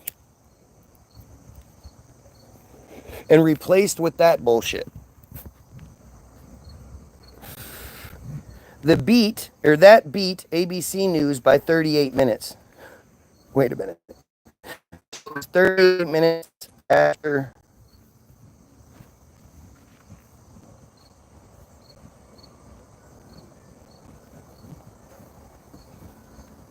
It was cited as 9:36 as being livid. That meant someone in the right-wing controlled intelligence community was monitoring what was going on at the MCC before anyone knew about Epstein's supposed death. Seriously, who awakens on a Saturday morning at 6:30 a.m. East Coast time to monitor what is happening in Epstein's cell? Well, apparently not the guards. They were sleeping. That is, only an intelligence agent, we must assume, before MCC and Justice Department officials alerted ABC News and Rupert Murdoch's New York Post, at the same time informing William Barr about Epstein's supposed demise. And that presumption of fact reasonably confuses and discredits at the same time President Trump's conspiracy theory.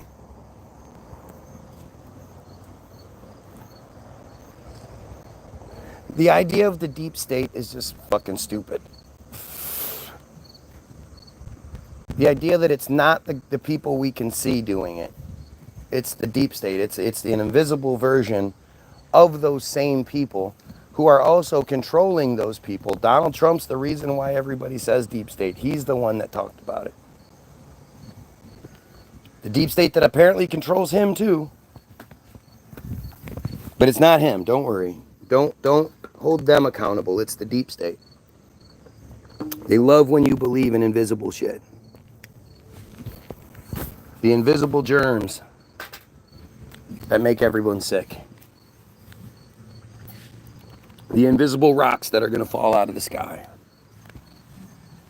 The invisible God and Jesus that controls our lives. They love when you believe in invisible shit. Invisible ice ages, invisible pole shifts. You know. They love it. Invisible aliens. They love when you believe in invisible shit. Invisible dangerous shit. The invisible shit that keeps you in danger and in a perpetual state of fear. It's always invisible. Oh, a rock could fall out of the sky at any moment and kill us all. A germ, a super smart, intelligent germ can get everyone sick and we're all gonna die. The devil, the invisible devil's gonna come and we gotta wait for invisible Jesus to come down and fix it. We could all be sitting here and then suddenly the earth, the poles could switch places. And they found a woolly mammoth that was frozen solid with grass still in its mouth. It was mid-chew. Did you see that? No, but they did, and they told me about it. So it must be true. The invisible super volcano that's under Yellowstone that's going to blow up and kill everybody. The invisible dinosaurs that turned into the fuel, the crude oil. Yeah, it makes sense. The invisible Big Bang that started it all.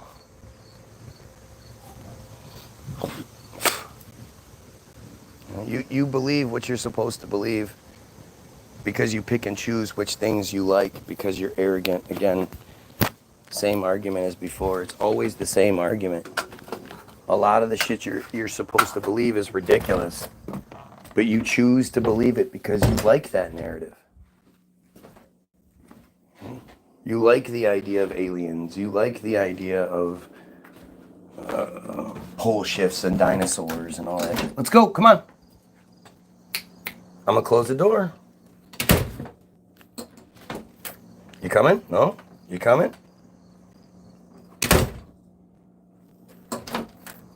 So stupid.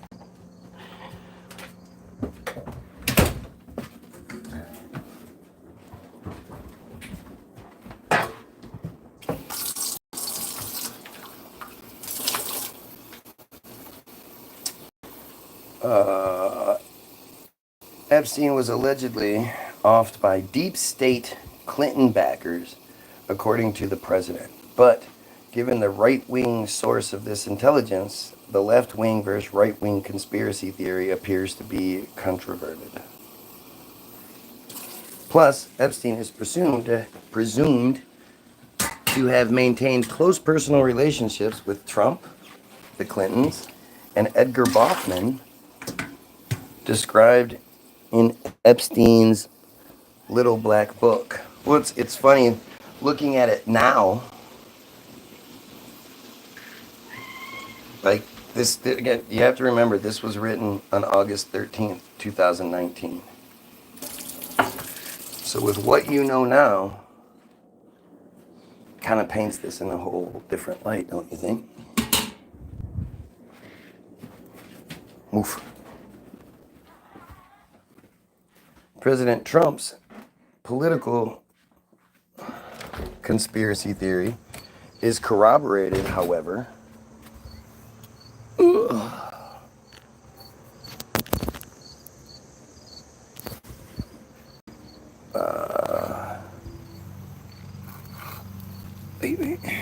by Chelsea Clinton, having joined Baughman and leading Democratic political financier Barry Diller and Trump's nemesis, in directing the IAC, Vimeo, Vivendi, NBC, Universal Media conglomerate.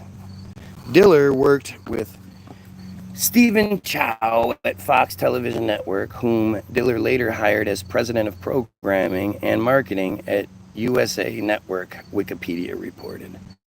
Like it or not, Asian must go to give the appearance of justice, that is, directly following President Trump's political and media persecution theory. But that is not all the facts you need to consider in this swamp. Epstein's ally mysteriously monitors the autopsy.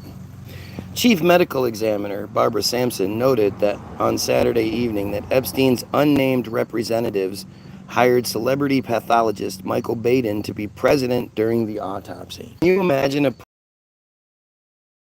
autopsy proceedings without some government authorization or without a court order? That does seem a little suspicious.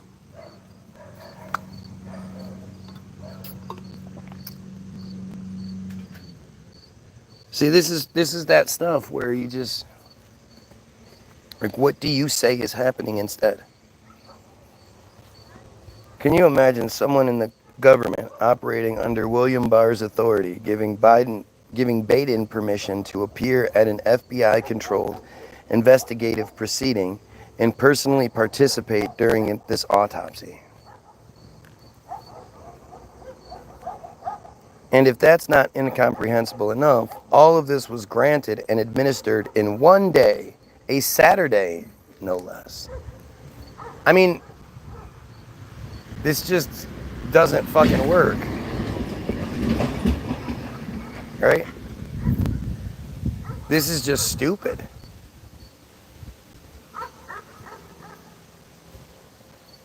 Why would any of this happen? Imagine this happening for anyone else. Just like imagine any other pedophile convicted, 20 fucking years in prison, being moved to a resort, minimum security prison. Like that goes against all regulations, all government regulations, all government everything. That's not how shit works.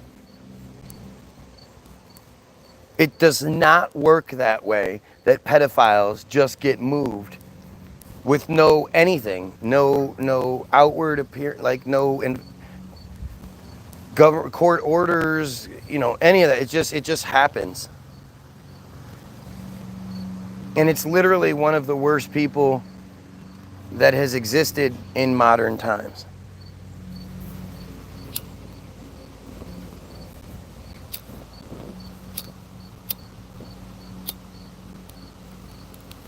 A Saturday, no less, when courts and the Justice Department was conveniently closed.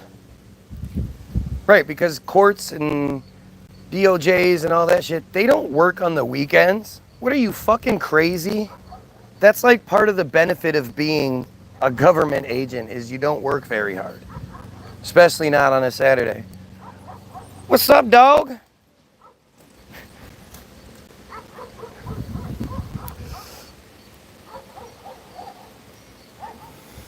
What does that say about the legitimacy of the Justice Department and FBI inquiry under the Trump administration? What's happening there, Chief? What's up, dude?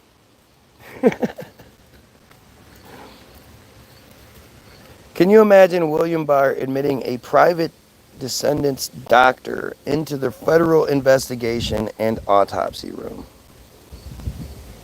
It just doesn't make any sense. Did Dr. Baden have CIA clearance to gain that privilege? Or should the court of public opinions simply excuse this appearance of pay-to-play rules governing injustice in America? Here's another problem. Baden suspiciously served as New York City's chief medical examiner in the late 1970s.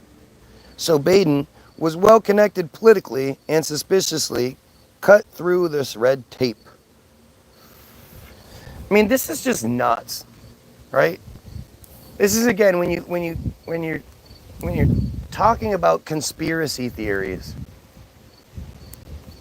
you know, the way it's presented is just some dude in his basement, like, theorizing shit. This isn't conspiracy theory. This is all the information that isn't being talked about by the mainstream source, but it's fucking real. These guys aren't theorizing anything. They're using facts to back up every single thing they're saying, which is why the conspiracy theory always seems to make more sense than what we're told, than the official narrative.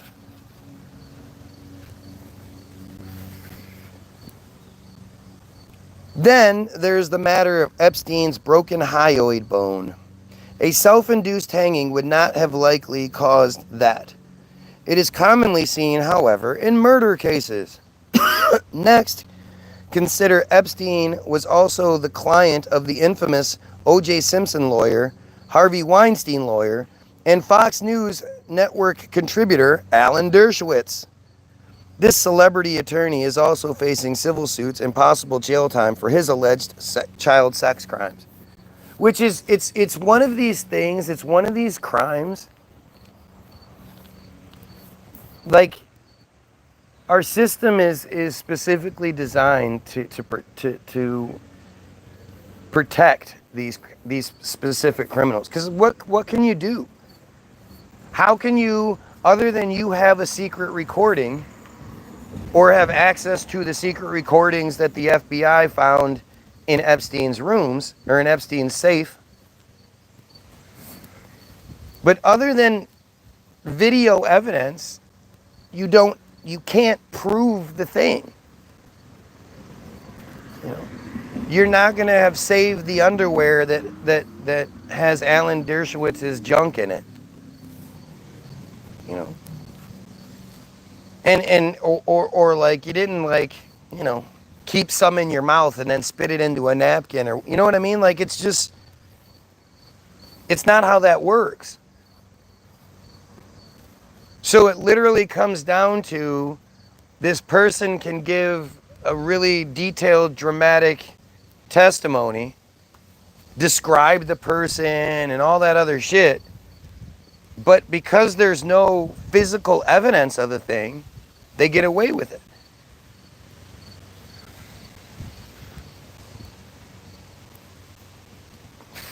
I mean, most crimes work that way. That's why they need you to confess so badly. They put so much effort into getting the confession, because without it, they don't have shit. That's why every lawyer tells you to shut the fuck up.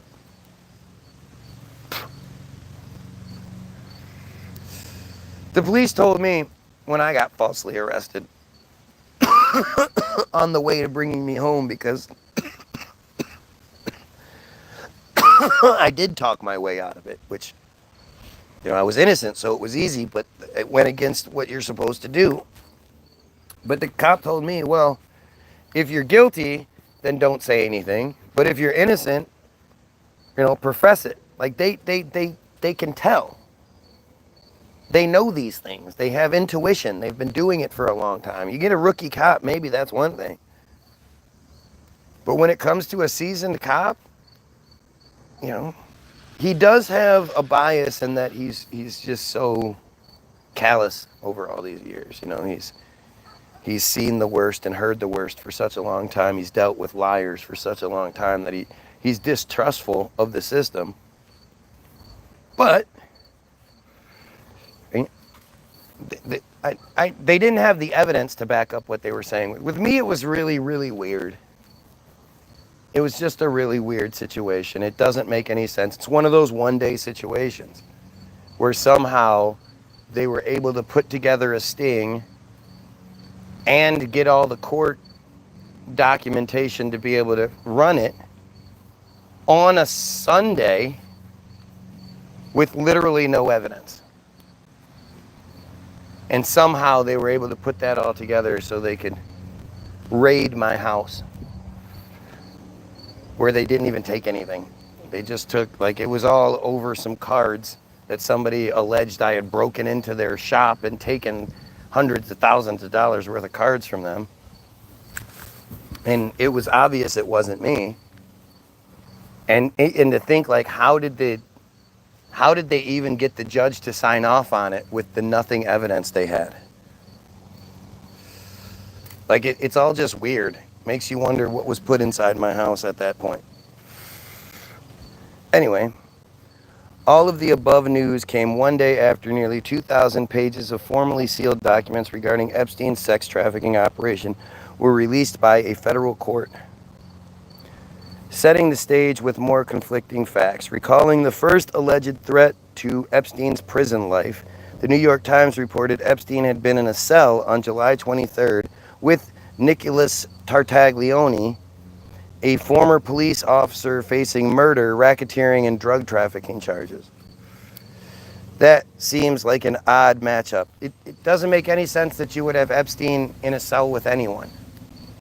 He is easily one of the most high-profile prisoners, in the world, let alone ever. I mean, it's close to ever at this point. And you're trying your everything to keep this guy alive because he has all these secrets. So the last thing you want to put him in a cell with is a corrupt cop.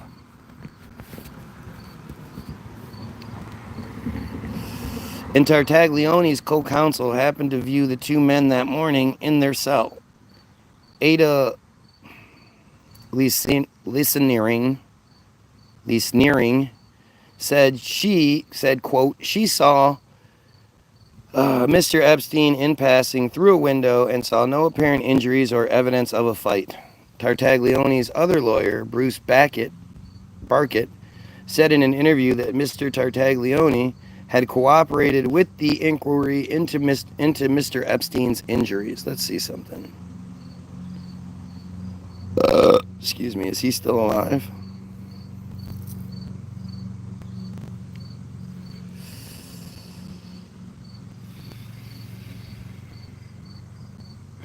He was found guilty on 11 counts of murder, 4 counts of kidnapping resulting in death, 1 count of... He gets 4 life terms in prison for 2016 quadruple homicide.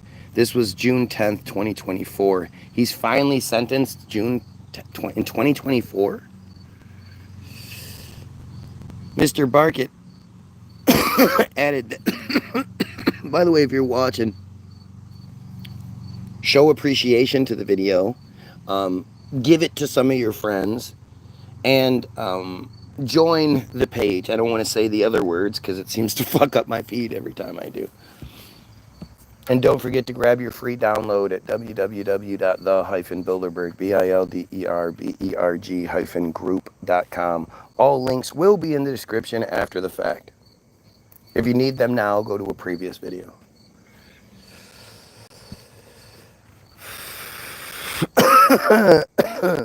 Mr. Barkett added that Mr. Epstein and his client, quote, speak regularly and get along well. Any insinuation that he had assaulted Mr. Epstein is a complete and utter fabrication.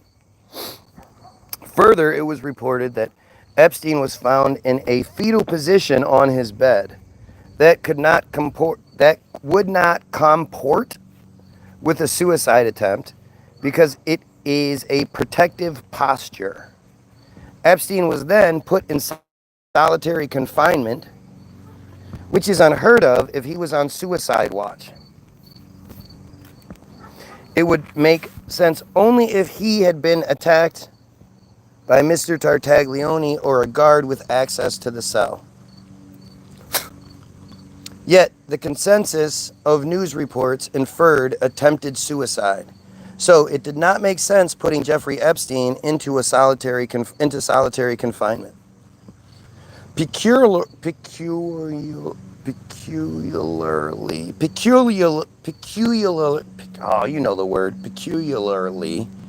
Epstein was then taken off suicide watch after 6 days. He was moved into a cell with someone else, again, according to media reports. Who the fuck is that? Epstein was removed from suicide watch on July 29th, just 6 days after the self-inflicted bruising on his neck was spotted, according to the New York Times. Notice, self-inflicted bruising was reported by the New York Times. This was consistent with Mr. Tartaglione's attorney's statements. But then, his cellmate was removed from the cell just 1 day prior to Epstein's alleged death. At the MCC, Epstein had been put under special observation status, under which he would be housed with a cellmate and receive check-ins from staff every 30 minutes. Why would he have a cellmate? I don't know. I don't understand. I just don't understand why you would put this man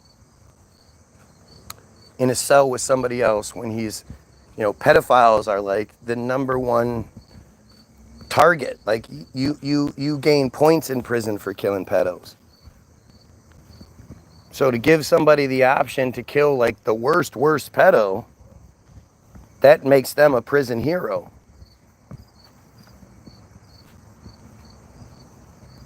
In the hours leading up to Epstein's death, that was not happening. A person familiar with the investigation told NPR. Joe Rojas, a union leader and guard at a federal correction center in Florida, expressed the security industry's concern. He told NBC News he was shocked to learn that Epstein was not on 24-hour suicide watch given his alleged previous attempt at and high-profile status. You don't have to be a psychologist, Rojas said. It's common sense.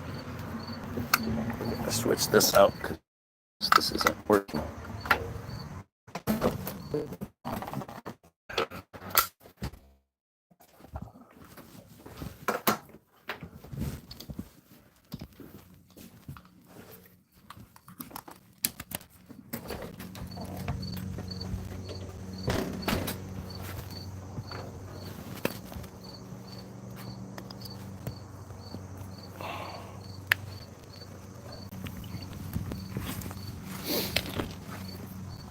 He told NBC News he was shocked to learn that Epstein was not on a 24-hour...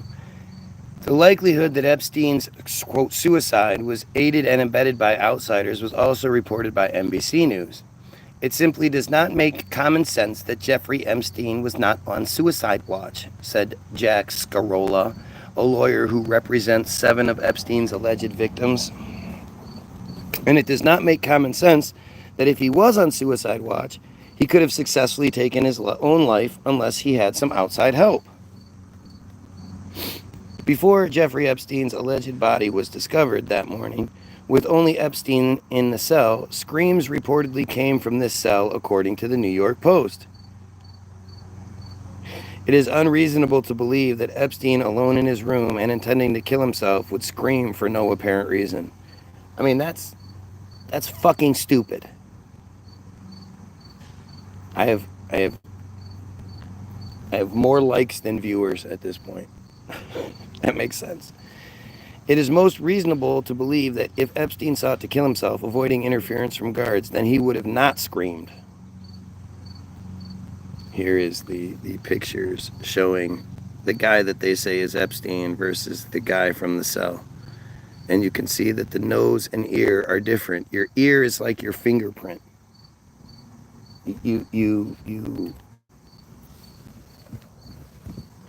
It's one of those things that is unique to you, and it grows with you, but it's unique.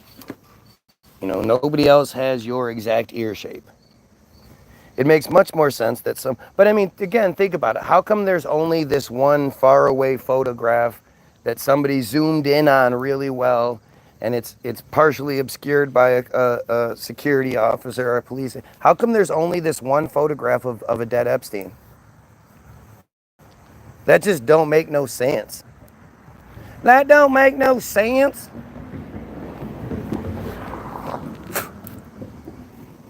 Especially considering the conspiracy that would absolutely be associated with. Like, they had to know immediately, even beforehand, that this would be a fantastic distraction, so it would be a perfect time to execute a genocide on Palestine because nobody would be paying attention. And they could milk it for as long as they needed to.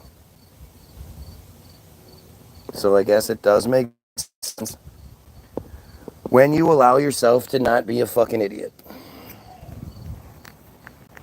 It makes much more sense that someone other than Jeffrey Epstein in that cell was in that cell that morning, or that someone other than Jeffrey Epstein in that cell that morning would have screamed by reason of an attack and an apparent death blow. Here is compelling corroborating evidence, a comparative photograph of the descendant and Jeffrey Epstein. The descendant. The deceased. The photo showed that the nose of the victim taken from the prison to the hospital was substantially different from the nose of the known Jeffrey Epstein. This marked differential between the two men is compounded and further corroborated by the substantial differences in the outer ear characteristics. Any reasonable juror comparing these two physical differences would have to conclude the deceased was not Jeffrey Epstein, but someone who appears to be remarkably similar in appearance from a distance without examining these close details. I mean, that's what...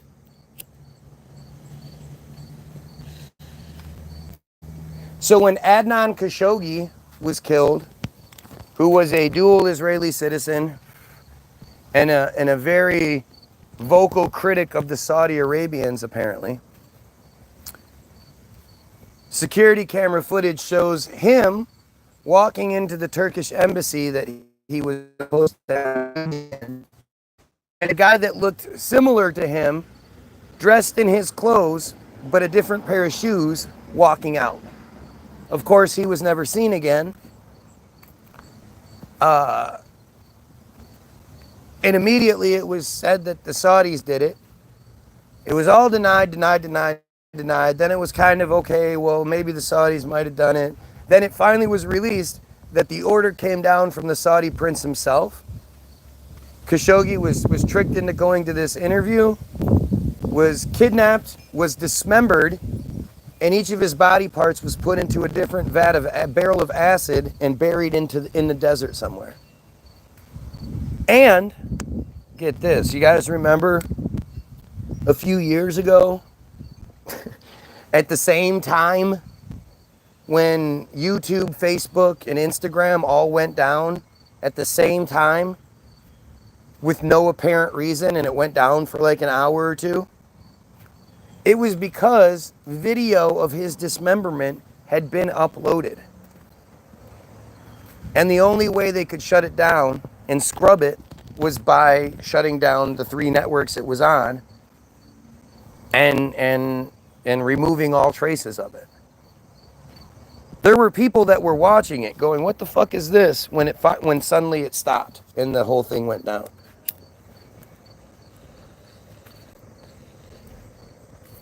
And when asked what he was going to do about it, because it was known that the Saudi prince had killed this American Jewish dual Israeli citizen male, because when men die, it's much worse. They'd conspired to murder this man. Trump said, well, we have a $2 billion weapons deal going with Saudi Arabia right now, and I don't want to screw that up. And that was that. When the Biden administration came in, they immediately froze that deal. So the Saudis had already given up their $2 billion, but the weapons had not been given to them yet. To try to bribe the Saudis into signing the normalization deal, to sign into the Abraham Accords, the normalization deals the reason why none of these, quote, Muslim countries are coming to the aid of the Palestinians is because they've all signed these Abraham Accord normalization deals that say as long as they pledge to not interfere in Israeli operations, they will be handsomely rewarded by the United States. And this gets into memorandums of understanding and all that stuff, and I've gone way into it. You can go back and watch previous videos where we expose the whole thing. Israel has the memorandum of understanding that says we give them $38 billion over 10 years, $3.8 billion a year, lump sum cash payment, first fiscal month of every year, no strings attached. That's been happening. Every 10 years that's signed. Trump will be signing the new one, and my prediction is that Israel will get $100 billion over the next 10 years, meaning we give them $10 billion every year. And we already do give them $10 billion. The $3.8 billion is just the initial lump sum cash payment that they get. There's all sorts of military weapons and anytime they try to claim that Israel bought $16 million worth of weapons from the United States, they didn't. We have grants set aside that they take money from. We have hurricane relief set aside that they take money from to pay for those weapons deals to give Israel more weapons. Between August 2023 and October 2024, or between October 2023 and August 2024, the Biden administration gave Israel close to $150 billion. Is it billion? I think it's, no, $150 million. Has to be $1 million. $150 million. I think it's billion. It's 150. It doesn't sound right, but it's $1 billion, actually. We give Israel so much fucking money, it's unreal. And we all live in this country that drastically needs infrastructure redone. The water systems, the pipes that all of our drinking water goes through are toxic poison. Clay pipes and shit. The roads are all shit. The bridges are shit. Not the old world bridges, those still stand, no problem. But the 40s and 50s type bridges, 60s bridges that we built, those are falling apart.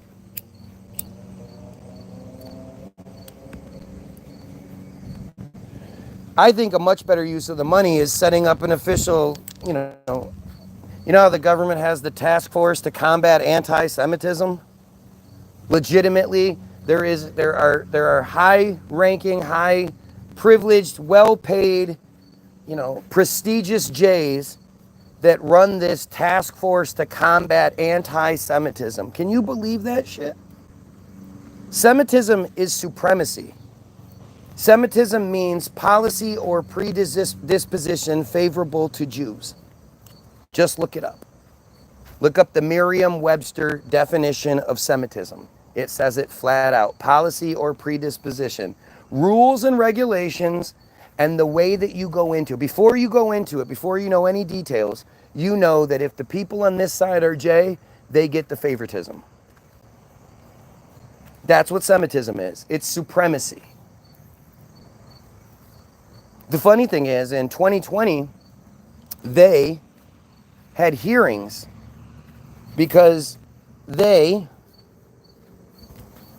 stated purpose was that they didn't want us Goyim to think that anti-Semitism opposed something called Semitism. So they changed the spelling from ANTI-Semitism, which also happens to be the way that Trump's the task force still spells it, interestingly enough, to ANTI-Semitism, all one word.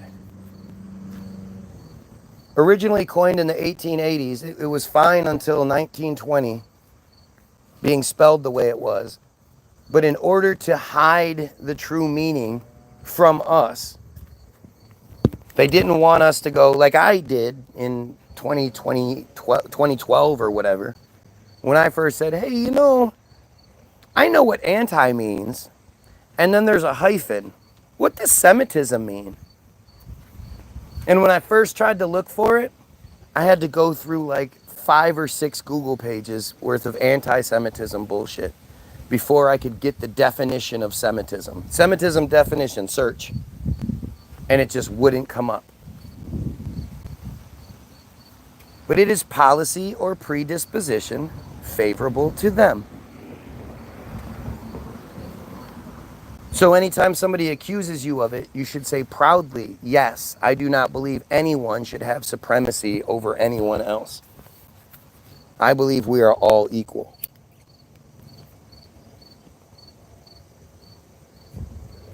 I am proud, just like you're proud to oppose the KKK, be proud to oppose Semitism. It's the same thing. It's the same fucking thing. We're all equal. We should all be treated fairly and equally. No one is above anyone else. No one is born supreme.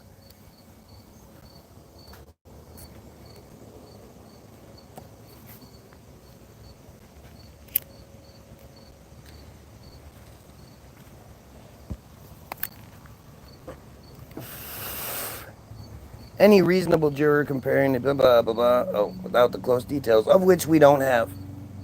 Remember, we don't have the close-up details.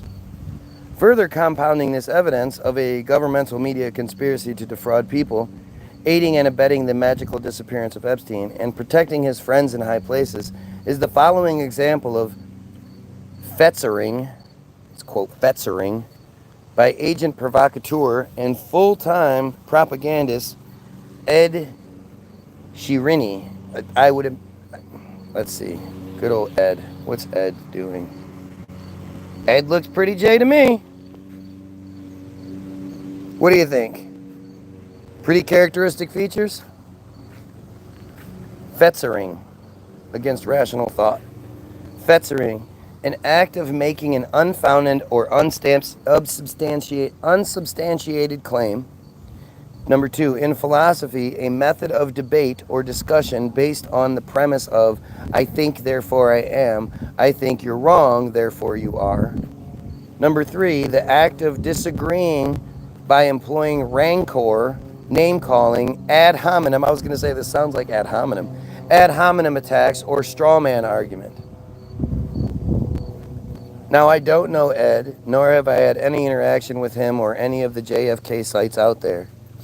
Ed is preparing to release an investigative documentary, I think, and has a YouTube video. The problem with Ed's video is his inability to see what is clearly contained within his own video. He's a lot like Raf Sink in that respect. Blind as a bat and just as stupid.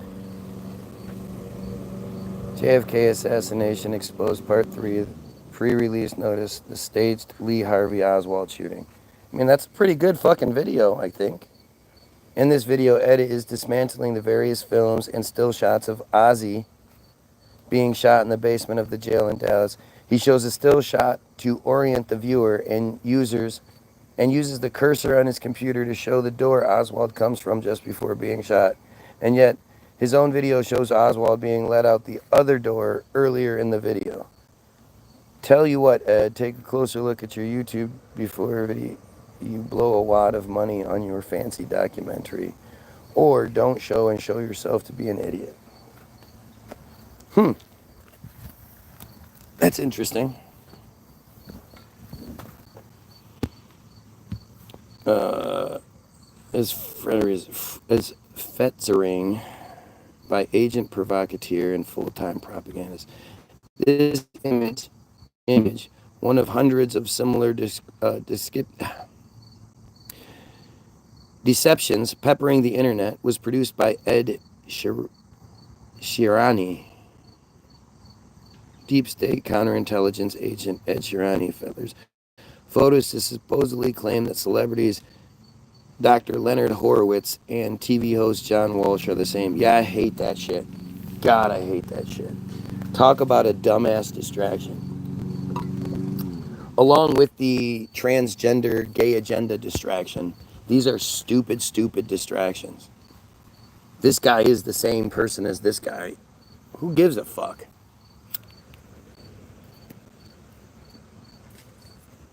What a dumb thing to waste your time on. Let's just say you found out it's true. That secretly Dr. Leonard Horowitz and John Walsh are the same person. Then what? Okay, cool. It evidences that substantial investment of the time and money spent by intelligence agencies to publish false and misleading photographs, fetzering, to effectively confuse citizens regarding the identities of different celebrities and personalities. This example shows Agent Shirani's dim-witted claims that Dr. Horowitz is TV host John Walsh. The problem is that people are so gullible, blind, or simply dumb that they actually believe this crap, Horowitz said. This kind of fetzering is one technique used to socially engineer confusion. The acts that acts as a protection racket in instances such as this, where Jeffrey Epstein's photos do not match up, but people believe it's the same person. The above photographic examination shows the man claimed to be Jeffrey Epstein, found unconscious or dead on Saturday, August 10, 2019, was not Epstein. Of course it wasn't. But you see, they're detailing how the system puts out these fake truthers to make the rest of us look like we're wrong, because you're immediately going to see that and go, yeah, that's fucking stupid and wrong. And you're going to associate it with other things that are along the same way. Nothing good? Okay. Nope. Nope.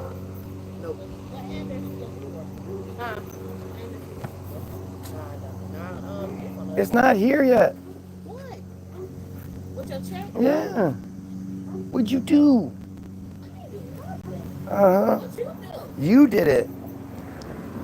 Have a great day.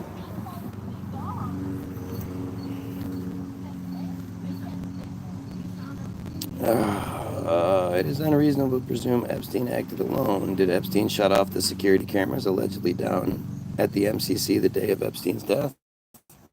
We view this among the preponderance of evidence showing a pattern and practice of confusing and falsifying facts. We witness media deception emerging beyond the aforementioned facts and inconsistencies, and this pattern and practice of government media deception provides a preponderance of evidence on which jurors may convict the conspirators. There you go. It's ad hominem.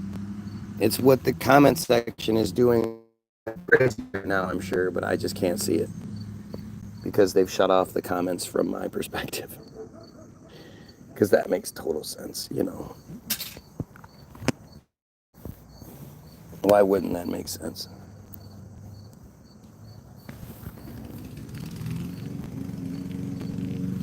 The Anglo-American media, such as the BBC, the New York Times, Wall Street Journal, and The Guardian and others, were very quick, too quick, to issue unanimously highly biased condemnation of social media intended to muddle all conspiracy theories.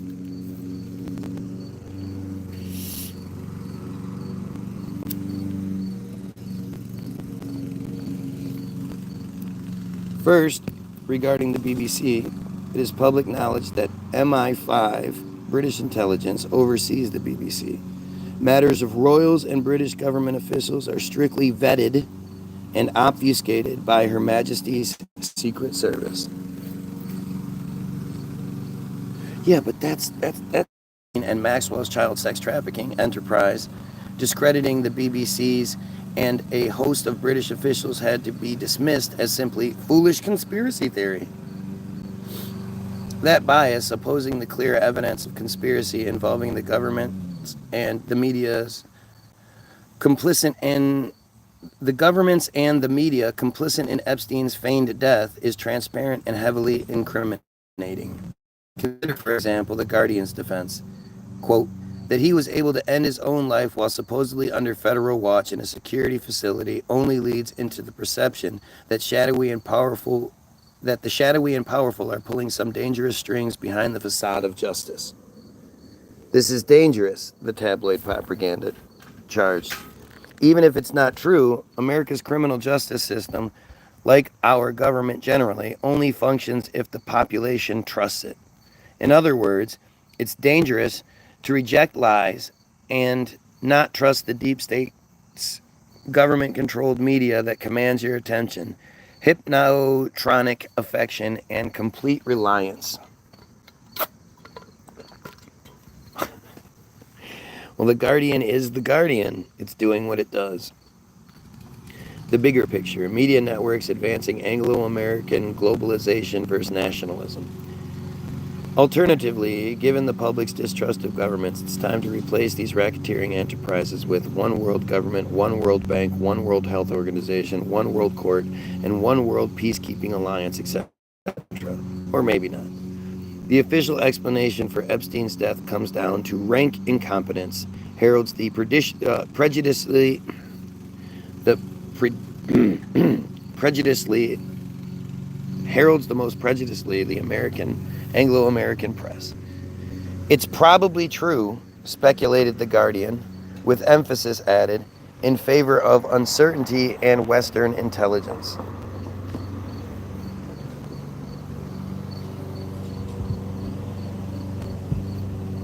Chelsea Clinton, co-director of Vimeo's parent company, IAC, controlled by Barry Diller on the right, conceals Vivendi, Universal, and MSNBC's commercial alliances, generating conflicting interests in blocking Dr. Leonard G. Horowitz's AIDS origin science and online presentations, while Bill and Melinda Gates Foundation administers vaccine for population reduction.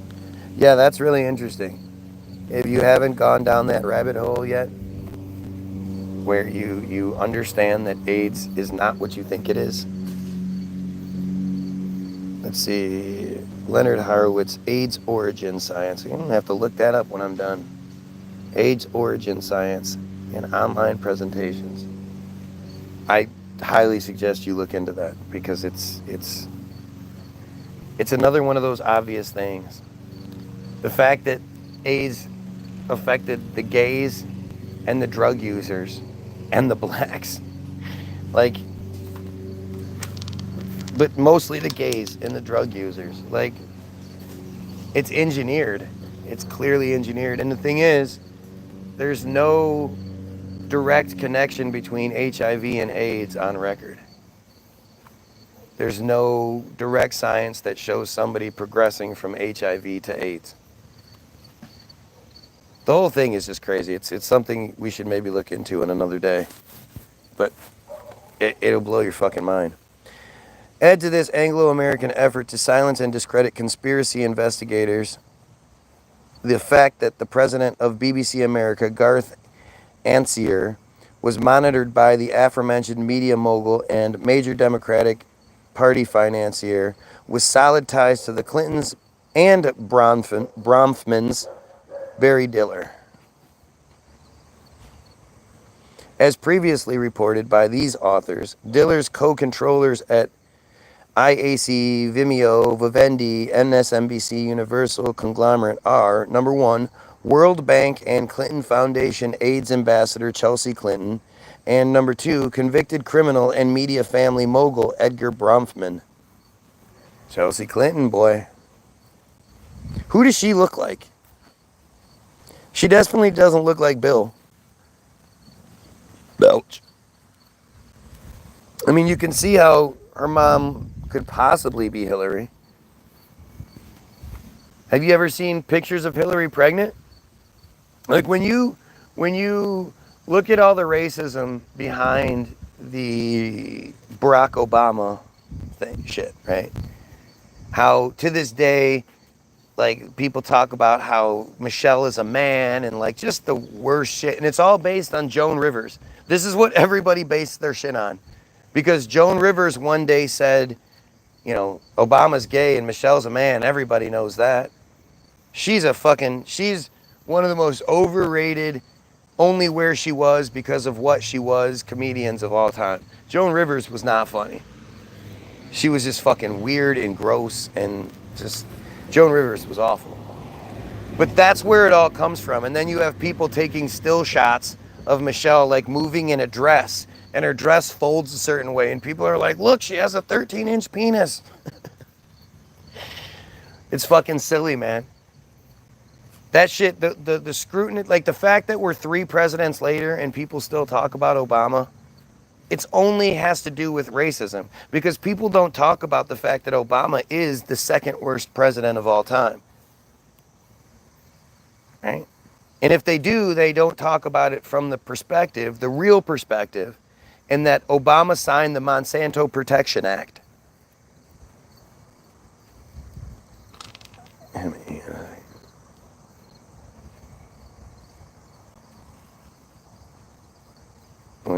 We're gonna have to look that one up tomorrow. The Monsanto Protection Act, which made Monsanto its own entity. It polices itself, it governs itself, it regulates itself. Until Trump, on the Tuesday after Kobe died on Sunday, Wednesday is when the Trump impeachment was said to come to an end. One of the Trump impeachments was said to come to an end. So you had Sunday, Monday, and Tuesday.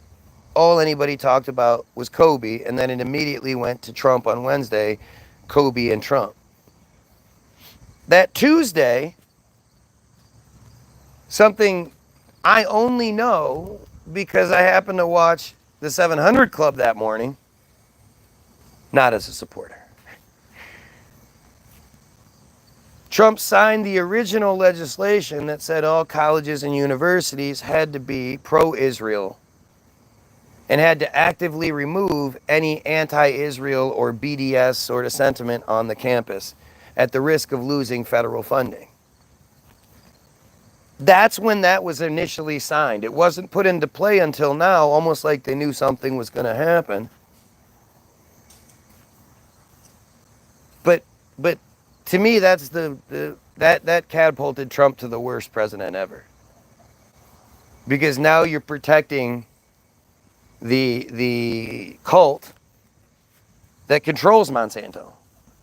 You're protecting the cult, the APAC cult that controls our government. You're making, it's the most like prejudiced shit to say that one group of people isn't allowed to be talked about. Right? That's prejudicial. It's just, we just don't see it that way because, it's supposed to be this negative protection, blah, blah, blah. In the United States, it's illegal to burn an Israeli flag. Not an American flag, but an Israeli flag. It was ruled that the Israeli flag represents the Jewish race, which they are not. They are not a race. You cannot convert to a race.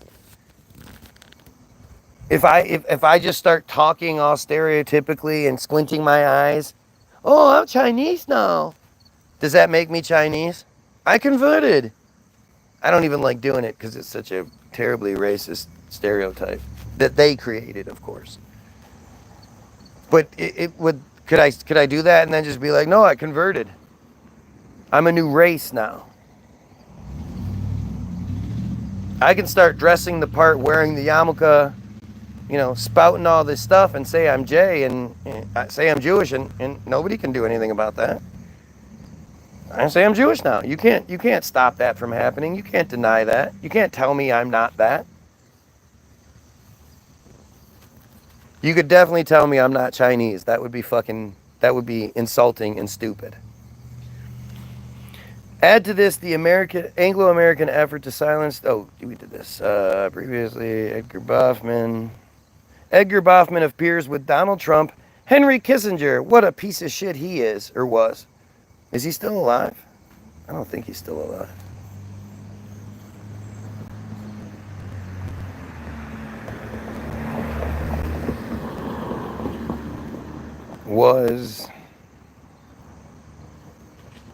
I think he's dead. We definitely need to look into Henry Kissinger because he's just as motherfucker as it gets. I've done it before, but it's been a long time, so we'll have to do that one too.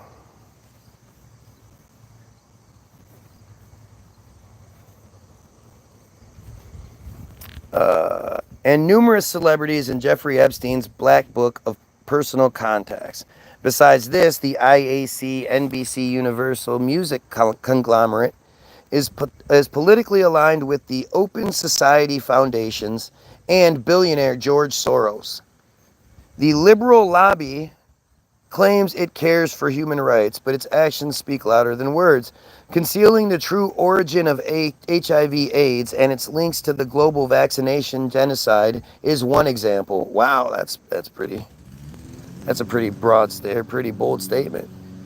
Another example is the Brofman family's interest in MGM Resorts International, heavily implicated in the Las Vegas Deep State Massacre, which is just insane. I absolutely suggest you go find the movie by Mindy Robinson called Route 51, I believe it. It's Route something or other. I think it's Route 51, but it's by Mindy Robinson. Go look that shit up. Tell me you still believe it. Go, find my video on San Bernardino, or just go look it up yourself, and you tell me how that shit makes sense. The craziest part of San Bernardino's is the time frame everything's said to have happened. The whole shooting took 3 minutes, and they somehow escaped. The fact that at the end of towards the end of it, while they escaped, and then somehow went back to their own house, and there was police sitting outside of their house waiting to see what they do. So they leave their house, and immediately they're followed by the police, which entails a chase, where they throw fake pipe bombs supposedly out the car window. They drive down their street, drive down another street, get to the freeway entrance, get on the freeway, shooting at cops apparently. No videos of this exist. Drive down to another exit. Maybe it's the next exit. I don't remember if they specify. But let's just say it's the next exit. Drive down to the next exit, get off the freeway, turn, make a right, go down the road, make another turn, go down another road where they stop at a light, put on their body armor and stuff to get ready for the shootout. No cops surround them, nothing like that. They drive down the road, they make another turn, go down another road into a neighborhood where they turn again, drive a little bit, stop, and when they do, one police car shows up somehow. They end up getting in a shootout where eventually the cops end up taking them out, and they're found handcuffed in the back of their own vehicle before having the shootout. And all of this takes place within, I think it's a minute, maybe it's a minute 20. It takes me that long to say it, let alone it happening in real time. And yet if you look at the narrative that Wikipedia flat out gives you, the narrative that's not able to be edited, even if it was able to be edited, it wouldn't be. You're stupid if you think you can edit Wikipedia. But it all takes place in a minute. How is that even remotely possible? But this is consistent with every narrative you're given. It actually, I wish Mindy Robinson would have done the same sort of amazing documentary on the Trump shooting, on the San Bernardino thing, on the Pulse nightclub thing. There are so many stories that just, every year that goes by, there's no anniversary of it. There's no talk. There's no remembrance of these events. The Pulse nightclub shooting was the deadliest shooting in American history. Until, maybe it still is. I can't remember. Oh, until Vegas. Vegas makes absolutely no sense whatsoever. And it's been well documented and well presented by Mindy Robinson, who's an idiot. I don't support that broad. A Trump supporting Christian, she was, at least back in the day. I don't know if she is still, but go watch that video. It breaks it down in a way that's completely bipartisan. She adds some of her Trump bullshit in at the end, or in the beginning, but during the breakdown narrative, there's no Trump bullshit.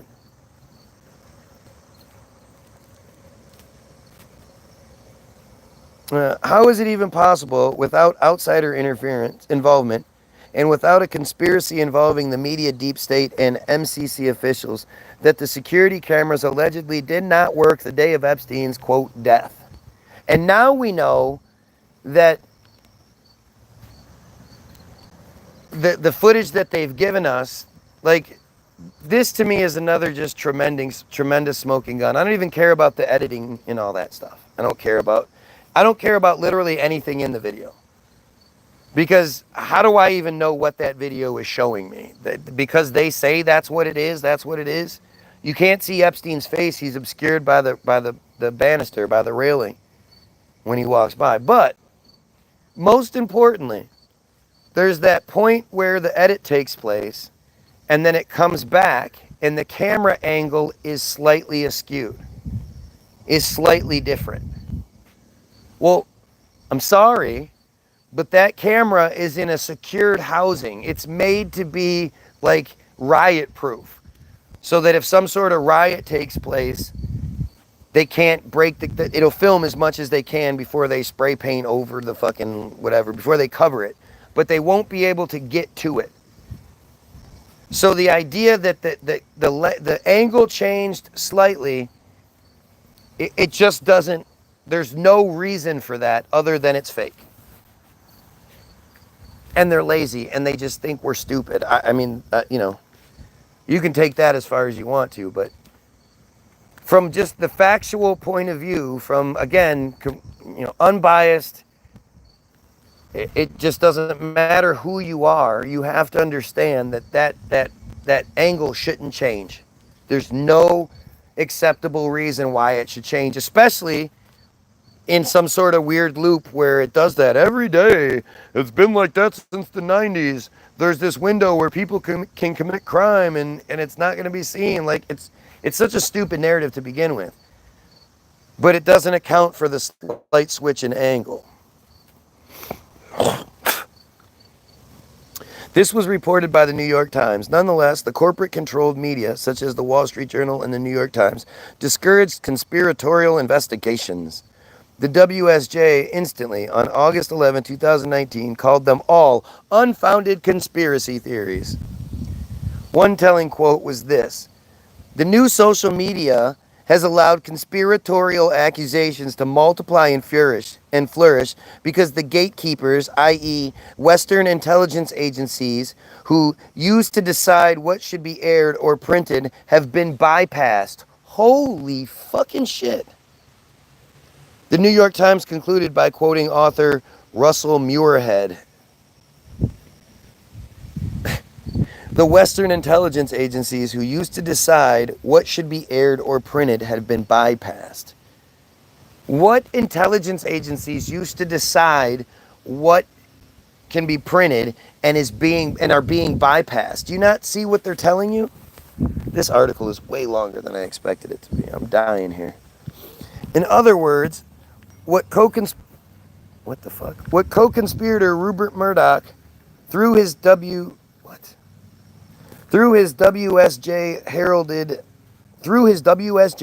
heralded by featuring Muirhead's quote, was most revealing. They not only oppose conspiracy theories exploding in the social media, indicating the criminally complicit WSJ, New York Times, and allied deep state news sources and intelligence agencies, but at the same time, this media monopoly administers the 4Ds to socially engineer their cover, power, and protection. Thus, the global elite similarly conceal their pedophilia-poisoned covert government operations and Jeffrey Epstein's death psyop. This appearance of treason was corroborated by Mr. Muirhead's final statement, quote, "He was concerned that the nature of social media might start to lead traditional gatekeepers, i.e. propaganda agencies, to more regularly engage in spreading conspiracies rather than fighting them." Oh, yeah, that hasn't happened yet. This would mix things up optimally. That's why I tell you, they give you so many of these. Every time people start focusing on, like, do you remember a few years ago there was the Facebook killer? There was this guy who, the first guy to like make headway for killing somebody on Facebook, supposedly. And he said, he came on saying he had just went to his girlfriend's work and killed 13 people. And she was hoping to get her, but she wasn't there. So now he's on his way to her house to kill her. And on the way, he's like, "Oh, hey, look, I just feel like killing somebody else right now." So he parks his car, he jumps out, and he walks up to this old man, and he's like, "Hey, old man." And the guy's like, "What's going on? Oh, no, no." And the guy apparently shoots him, and when he does, he pirouettes. And when he spins around and comes back, the old man is laying there stiff on the ground. Shadows arranged a little, like and immediately, those clever, pesky truthers noticed that during the spin, there's an edit. It stops and starts. And as soon as that started to come out, we were hit with something else. Do you guys remember the guy who sent the fake pipe bombs to all the Democratic, people? They showed us the picture that didn't even look like a person. And then they showed us, for some reason, they happened to be filming when the police were there to pick up his van that was literally covered in bumper stickers all over the windows and shit. So he would have been pulled over constantly for having his windows blocked. But as they're pulling the van away, the tarp that was over the van must not have been secure because it blows off. And now there's this big display where everybody can see his van. And it's just such bullshit. But this is what they do. They just bombard us with these things. You get Pulse nightclub, then you get San Bernardino, then you get Vegas, then you get, they just hammer it with you. What most people don't remember is that the day San Bernardino happened is the day a mysterious fog basically covered the entire northern hemisphere around the earth, everywhere. Everybody in the north had this weird fog, and it was cold outside. So to have a fog, a cold, they even, after a few days, they had to tell us, well, this is the rare cold fog.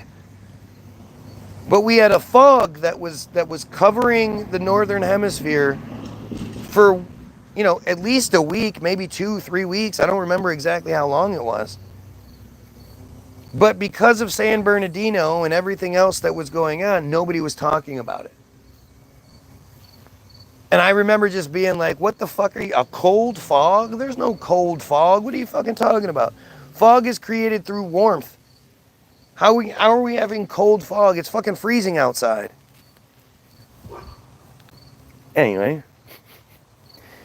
But that's what they do. They put out a whole bunch of stories, a whole bunch of shit to keep you, as soon as you start figuring out that, hey, Pulse nightclub shooting isn't making much sense, boom, San Bernardino. Oh shit, San Bernardino's not making much sense, boom, Las Vegas. They just pump these things out to keep us on our, to keep us distracted. Half the time they're not even real. Most of the time they're not even real. It's just fake. It's actors and shit. And the only reason you would say anything to the contrary is because you saw a video. And I always wondered, are you the same people that think the White House was exploded by aliens because you saw Independence Day? I mean, you're not that stupid, right?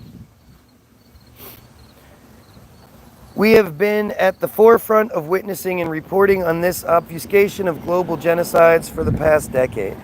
The primary racial right propagandists, anti-government conspiracy theorists, generally neo-Nazis and white supremacists, engaged with the Justice Department officials in child sex trafficking. We began vetting this against all odds in 2010. Quote, to the extent that gatekeepers in Western alliances and Western intelligences are following what's trending rather than examining what's trending with skepticism, the New York Times advised, then we're really at risk of giving this new conspiracism even more force than it already has, right? Because when you're presented with information, you're too stupid to actually, be like, hey, this doesn't make sense. They have to tell you whether it makes sense or not. And if you damn fucking think you can figure things out for yourself, you dumb goyim, what are you fucking doing? Go to the church, go to school, go learn what we want you to learn. You're a dumb goyim. you're one of 2,800 slaves. Each one of them are guaranteed. Not literally 2,800, because nobody could command 2,800 slaves without, physically. But theoretically or figuratively,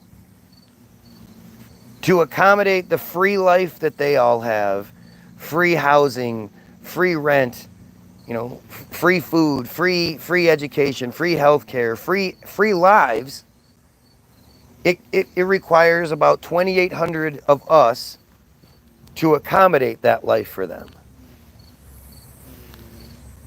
So it's not a literal thing, it's a figurative thing. And it's the way it is. It's the truth right now.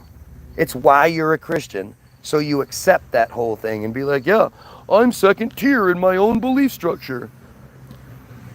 If you're not one of the chosen, then what are you? According to the Bible, you're a slave. Another this pattern in practice is evidenced in all major conspiracies. Oh, wait. Nope. This rationale conveniently takes the heat off the monopolistic media's own complicity in neglecting the facts and censoring truth. This pattern in practice is evidenced in all major conspiracies and is used to secure all co-conspirators. As another anonymous blogger wrote, while it will be interesting to learn what security measures were not in place that were supposed to be, if this controversy were not desirable, for God knows what reason, they would have given him a heart attack instead. Same end, but far more believable. So why the bullshit that they knew 1,000% would set off a firestorm? Because it's distraction. Because they're using it to this day to distract from Palestine. This shit didn't come back up until the Palestine situation got real bad. Until Israel started corralling people into small groups to just get the small little bits of food that they can get to feed their family, and then shooting them. The real truth is, we wouldn't know anything about Epstein if it wasn't because they wanted us to. Not start to finish. This has been a long played Israeli Operation Patsy thing to give us a bad guy. And as long as we're focused on something that we can all universally despise, like except for the huge portion of pedophiles that actually do exist, because they have to. That's why child exploitation materials is one of the best businesses, online businesses in the world. People are making money hand over fist because there are so many fucking pedos out there. That's why every time somebody like Gordon Flowers goes live, random people start calling, figuring out who that person is and start calling them, or calling the place that they're at to try to, distract what was going from try to let that person know, get the fuck out of there.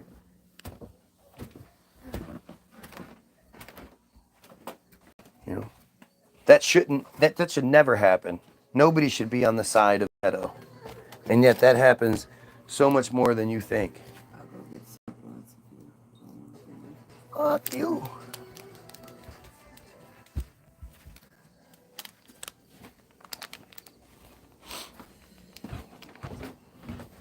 But we would never know about Epstein.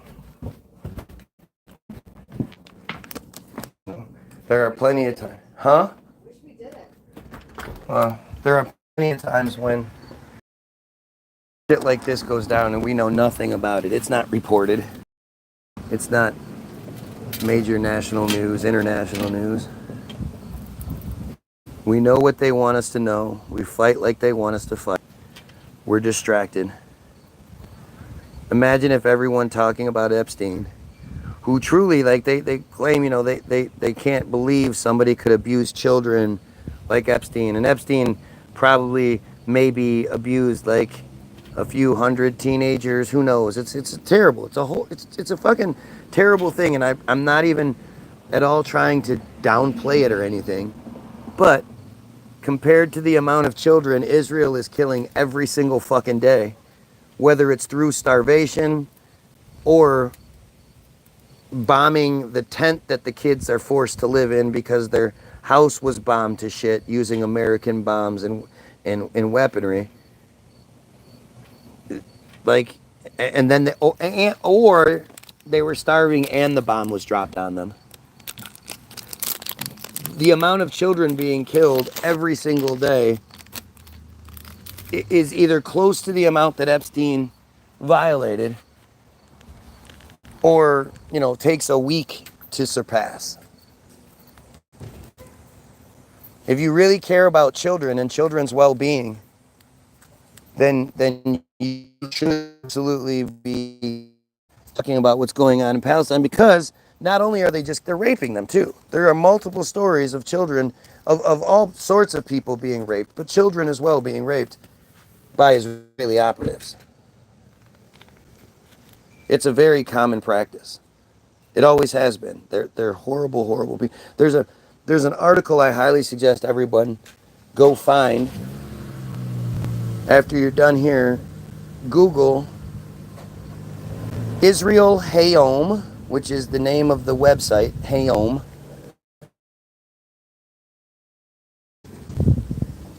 Bottom of Darkness, which was an expose on the incredible amount of child sexual assault and gang rape and all this crazy shit, ritualistic child sexual abuse that is just rampant in Israel. All aspects, all sects,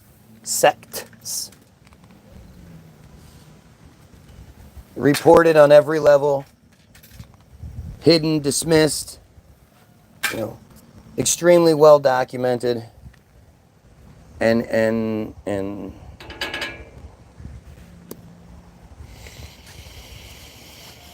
apparently okay, I guess.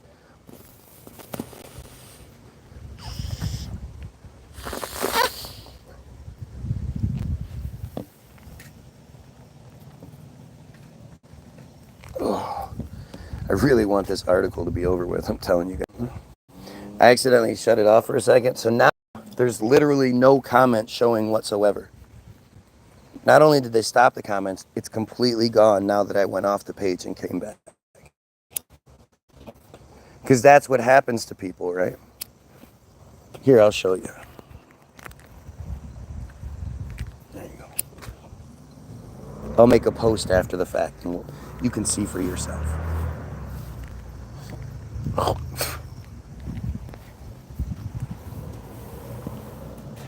Sorry, you just have to wait a second. It's not all about you,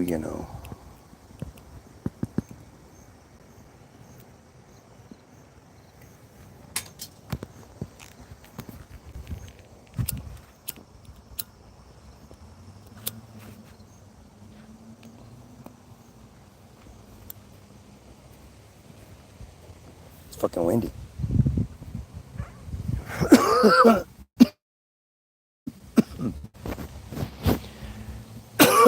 Consistent with that opinion, what's also interesting is that Epstein's autopsy found 4 broken neck bones, but the bullshit media only accepted the hyoid bone break.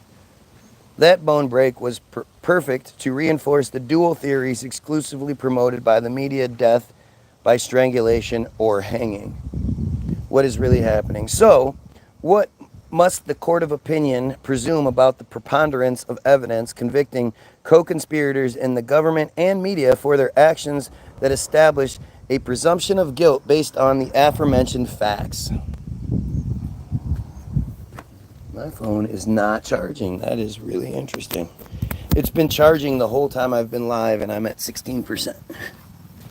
That's not how it works. That's so fucking stupid. God, I get so sick of this bullshit. It's just so crazy. It's so obvious. Again, it's a presumption of guilt. It's a preponderance of evidence. I can provide you with that in so many cases. Number one, we must presume Epstein was... Oh, fuck.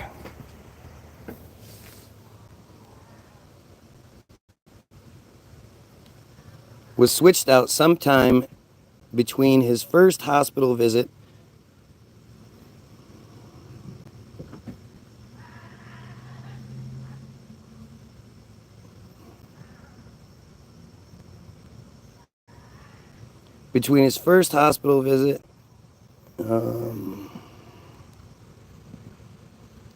on July 23rd, 2019, to the morning of August 10th.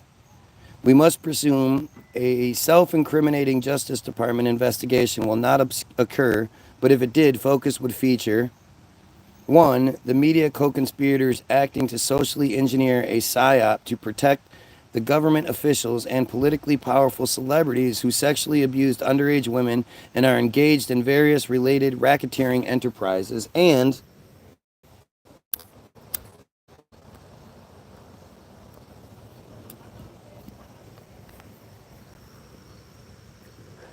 2. The intelligence agencies that coordinated the public deception, namely the CIA, MI6, and Israeli Mossad, given Epstein's ventures with billionaire Leslie Wexner, the co-founder of an organization called the Mega Group that pulls together several of the most important intelligence agencies secreted by the complicit media.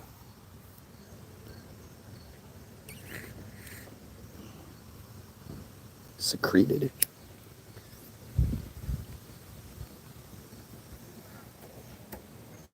God damn it, why is this so fucking clogged?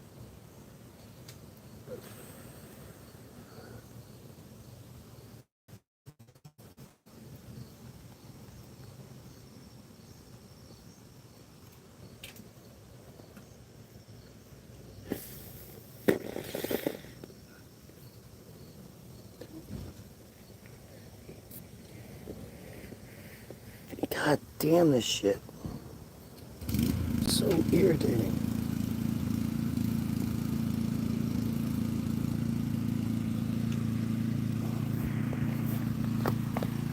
Oh. Epstein, through Wexner, was connected to, quote, major political donors in both the U.S. and Israel. Several of its most notable members have close ties to the governments of both countries, as well as their intelligence communities, reported the watchdog group mintpress.com.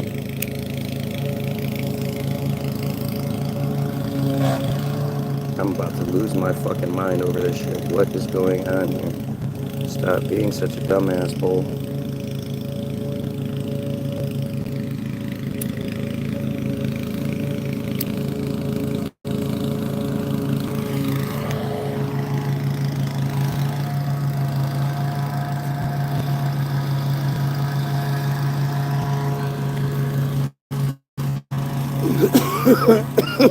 Gross.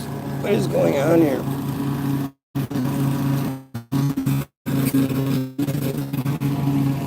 This is so weird. There we go. I need some more. I need some more chore boy. The Mega Group also has close ties to the two businessmen who work for Israel's Mossad, Ghislaine Maxwell's father, Robert Maxwell, shown in the photo above, smiling at Donald Trump, and Mike Wallace, addressing Mike Wallace, and Mark Rich. Robert Maxwell, pictured with Trump. That's fucking hilarious. You know Gabi's going to be like 3 inches taller today, right? He was hungry when he went to bed. Got his bed away. Oh. Nick's one is still sleeping.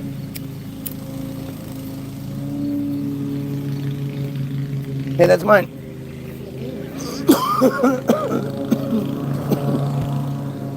These people held, quote, deep ties to Israel's intelligence community. I mean, Robert Maxwell is the key. The fact that he's not being talked about enough is just crazy to me.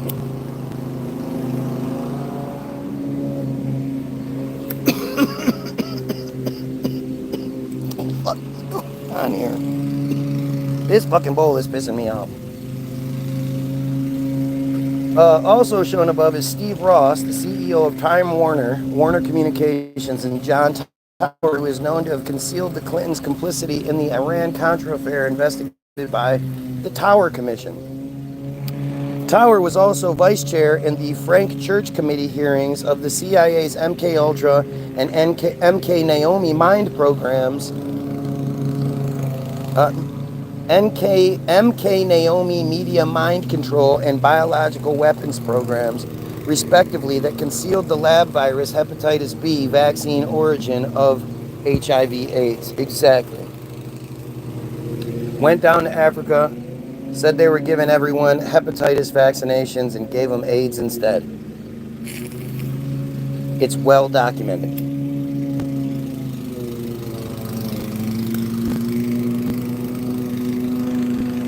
The Israeli Mossad connections. We're actually going to get into this. Maxwell was a business partner of Mega Group co-founder Charles Bronfman, aided the successful Mossad plot to plant a trap door in U.S. created software, the Promise software I said earlier, that was then sold to governments and companies throughout the world. That plot's success was largely due to the role of a close associate of then President Ronald Reagan and an American politician close to Maxwell, Senator John Tower, who later helped aid Reagan in the cover-up of the Iran-Contra scandal, heavily incriminating the Clintons' Rose law firm, Mina Airport Drugs for Arms operation. Charles Bronfman, father of Edgar Bronfman, was the younger brother of Edgar Bronfman Sr. Charles Bronfman led the World Jewish Congress in becoming the preeminent international Jewish organization that it is today. God damn. Believe how long this fucking article is. My hand is fucking killing me. What the fuck? Ghislaine Maxwell joined Jeffrey Epstein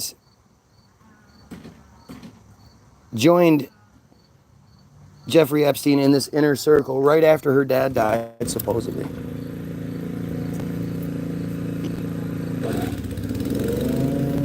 Like, immediately after her dad died. This occurred at the same time, quote, Epstein was bankrolling a similar software program now being marketed for critical electronic infrastructure in the U.S. and abroad. Is that the Pegasus? That company has deep and troubling connections to Israeli military intelligence, associates of the Trump administration, and the mega group, Whitney Webb reported for Mint Press News. Epstein was a longtime friend of former Israeli Prime Minister Ehud Barak, who has long-standing and deep ties to Israel's intelligence community. Their decades-long friendship has been the source of recent political attacks targeting Barak, who is running in the Israeli elections against current Prime Minister Benjamin Netanyahu. Yeah, how'd that work out for good old Ehud? Ehud Barak. Ehud Barak. That's his name, don't wear it out.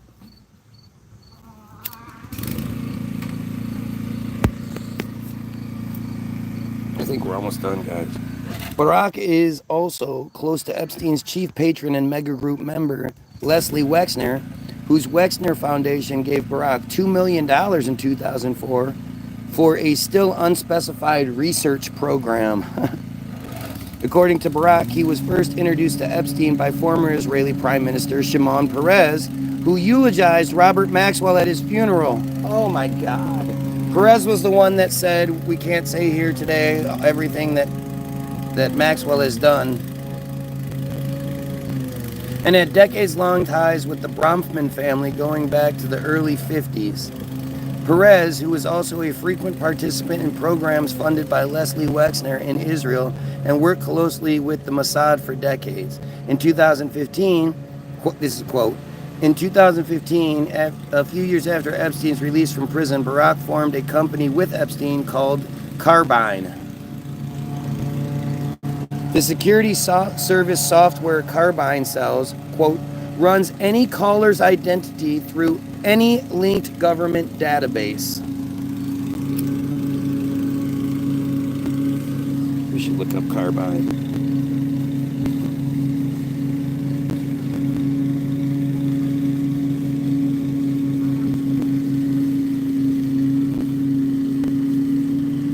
runs any caller's identity through any linked government database. It has specifically been marketed by the company itself and the Israeli press as a, quote, solution to mass shootings in the United States. And I guarantee any software that's purchased by Israel gives Israel a backdoor into whoever buys it. Israeli media reported that Epstein and Barak were among the company's largest investors. Barak poured millions into the company, and it was recently revealed by Haaretz that a significant amount of Barak's total investments in Carbine was funded by Epstein, making him a de facto partner in the company. So it wasn't Barak that invested, it was Epstein that invested behind Barak, so Epstein pulled the strings. Barak is now Carbine's chairman. Webb continued for Mint Press News, the company's executive team are all former members of different branches of Israeli intelligence, including the elite military intelligence unit, Unit 8200, that is often linked to Israel's equivalent of the U.S. National Security Agency, the NSA.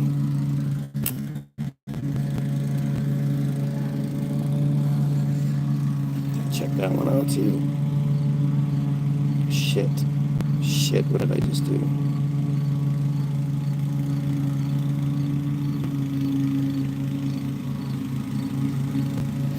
Alright.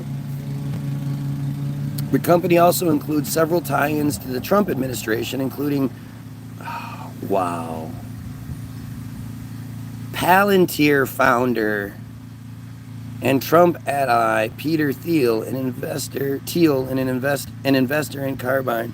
Palantir comes up again. Or Palantir, I mean. Palantir has come up so much lately. This is in 2019, remember. This is 3 days after Epstein was found dead, supposedly. In addition, Carbine's board of advisors includes Palantir employee Trey Stevens, who is also a member of the Trump transition team, as well as former Secretary of Homeland Security Michael Chertoff. Trump donor and New York real estate developer Elliot Twill is also on Carbine's board, along with Ehud Barak and Pinchas Buchras. Pinchas Buchras, I don't know.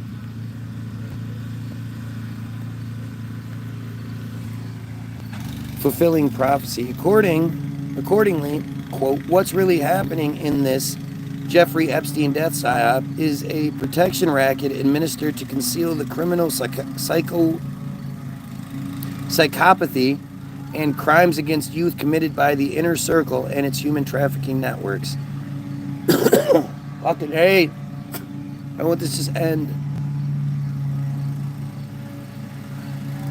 The psyop, including the creation of conflicting news and theories surrounding Epstein death engineers, public engagement, and compliance with, above all, a government program of pedophilia and sexual perversion recklessly neglected and administered by the global elite. That agenda that disrespects youth, human rights, and psychological and social well-being also calls for destroying people's faith in their governments, the media, and nationalism in favor of one world government. The aforementioned facts and analysis are difficult concept for, quote, normal people to grasp, are a difficult concept for the normal people to grasp. It requires a brave heart and steadfast commitment to truth seeking with clear vision to grasp the, quote, bigger picture that is the forest of reality through the trees of counterintelligence propaganda. This current socio-political and economic condition of injustice was best summarized in the prophetic protocol number 10, paragraphs 10 and 19 of the infamous anti-Semitic text, Protocols of the Elders of Zion, anti-Semitic text. That document was converted from a leaked document used to spur the Russian Revolution and the communism that was instigated largely through anti-Semitism by royals of England and banking backers, Jews and Gentiles. This prophetic protocol incorporates psychological operations, deep state influence, and powerful media presence. The original shift in days of illumination, aka the prodigals of the elders of Zion, foretold that globalization depended on dividing and distressing all nationalities to the point of exhaustion and surrender to the New World Order. The learned elders of Zion, according to the Ku Klux Klansmen favoring President Trump, VP Pence, and the anti-Semitic alterations and misrepresentations of the original shift document, plotted to abuse their media power. So we're going to avoid this thing,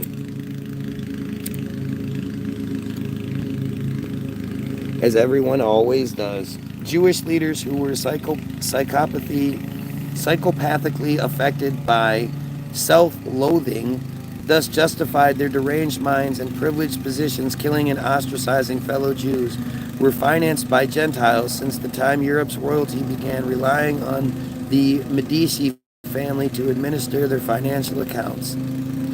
Christ on a cracker, this is almost over. Later, the Rothschilds and Rockefellers became dominant investment bankers, advancing globalization by influencing the economy internationally. Yeah, the Jewish Rothschilds. Collateral damage to citizens, Jews and Gentiles alike, was justification throughout their elitist cult. Secret commitments to dominating and controlling populations were compartmentalized through intelligence agencies, industries, and monopolistic corporations. This way, the child sex trafficking and pedophile cult, maximizing its advantage to advance globalization and one world power. They succeeded mostly by influencing courts of law every way possible, including bribery and extortion, Epstein's specialty. The elders of Zion predicted and prescribed exactly what is happening today, precisely the global conquest. Quoting in relevant parts the altered text as is published today on the internet, beginning with paragraph 18. The recognition of our despot may come before the destruction of the United States Constitution, which is absolutely happening today, with the First Amendment being destroyed by Trump to protect Israel. This is fucking nuts. The moment for this recognition will come when the peoples, utterly wearied by the irregularities and incompetence, a matter which we shall arrange for, of their rulers will clamor. Away with them, and give us one king over all of the earth, who will unite us and annihilate the cause of disorders, frontiers, nationalities, religions, state debts, who will give us peace and quiet, which we cannot find under our rulers and representatives. I am all for a one world government. One world religion, one world government.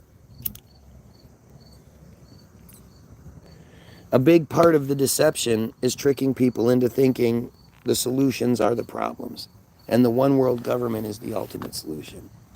But you yourself perfectly well know that, quote, or that in capital letters, to produce the possibility of this is 19, of the expression of such wishes by all the nations, it is indispensable to trouble in all countries the people's relations with their governments, so as to utterly exhaust humanity with dissension, hatred, struggle, envy, and even by the use of torture, by starvation.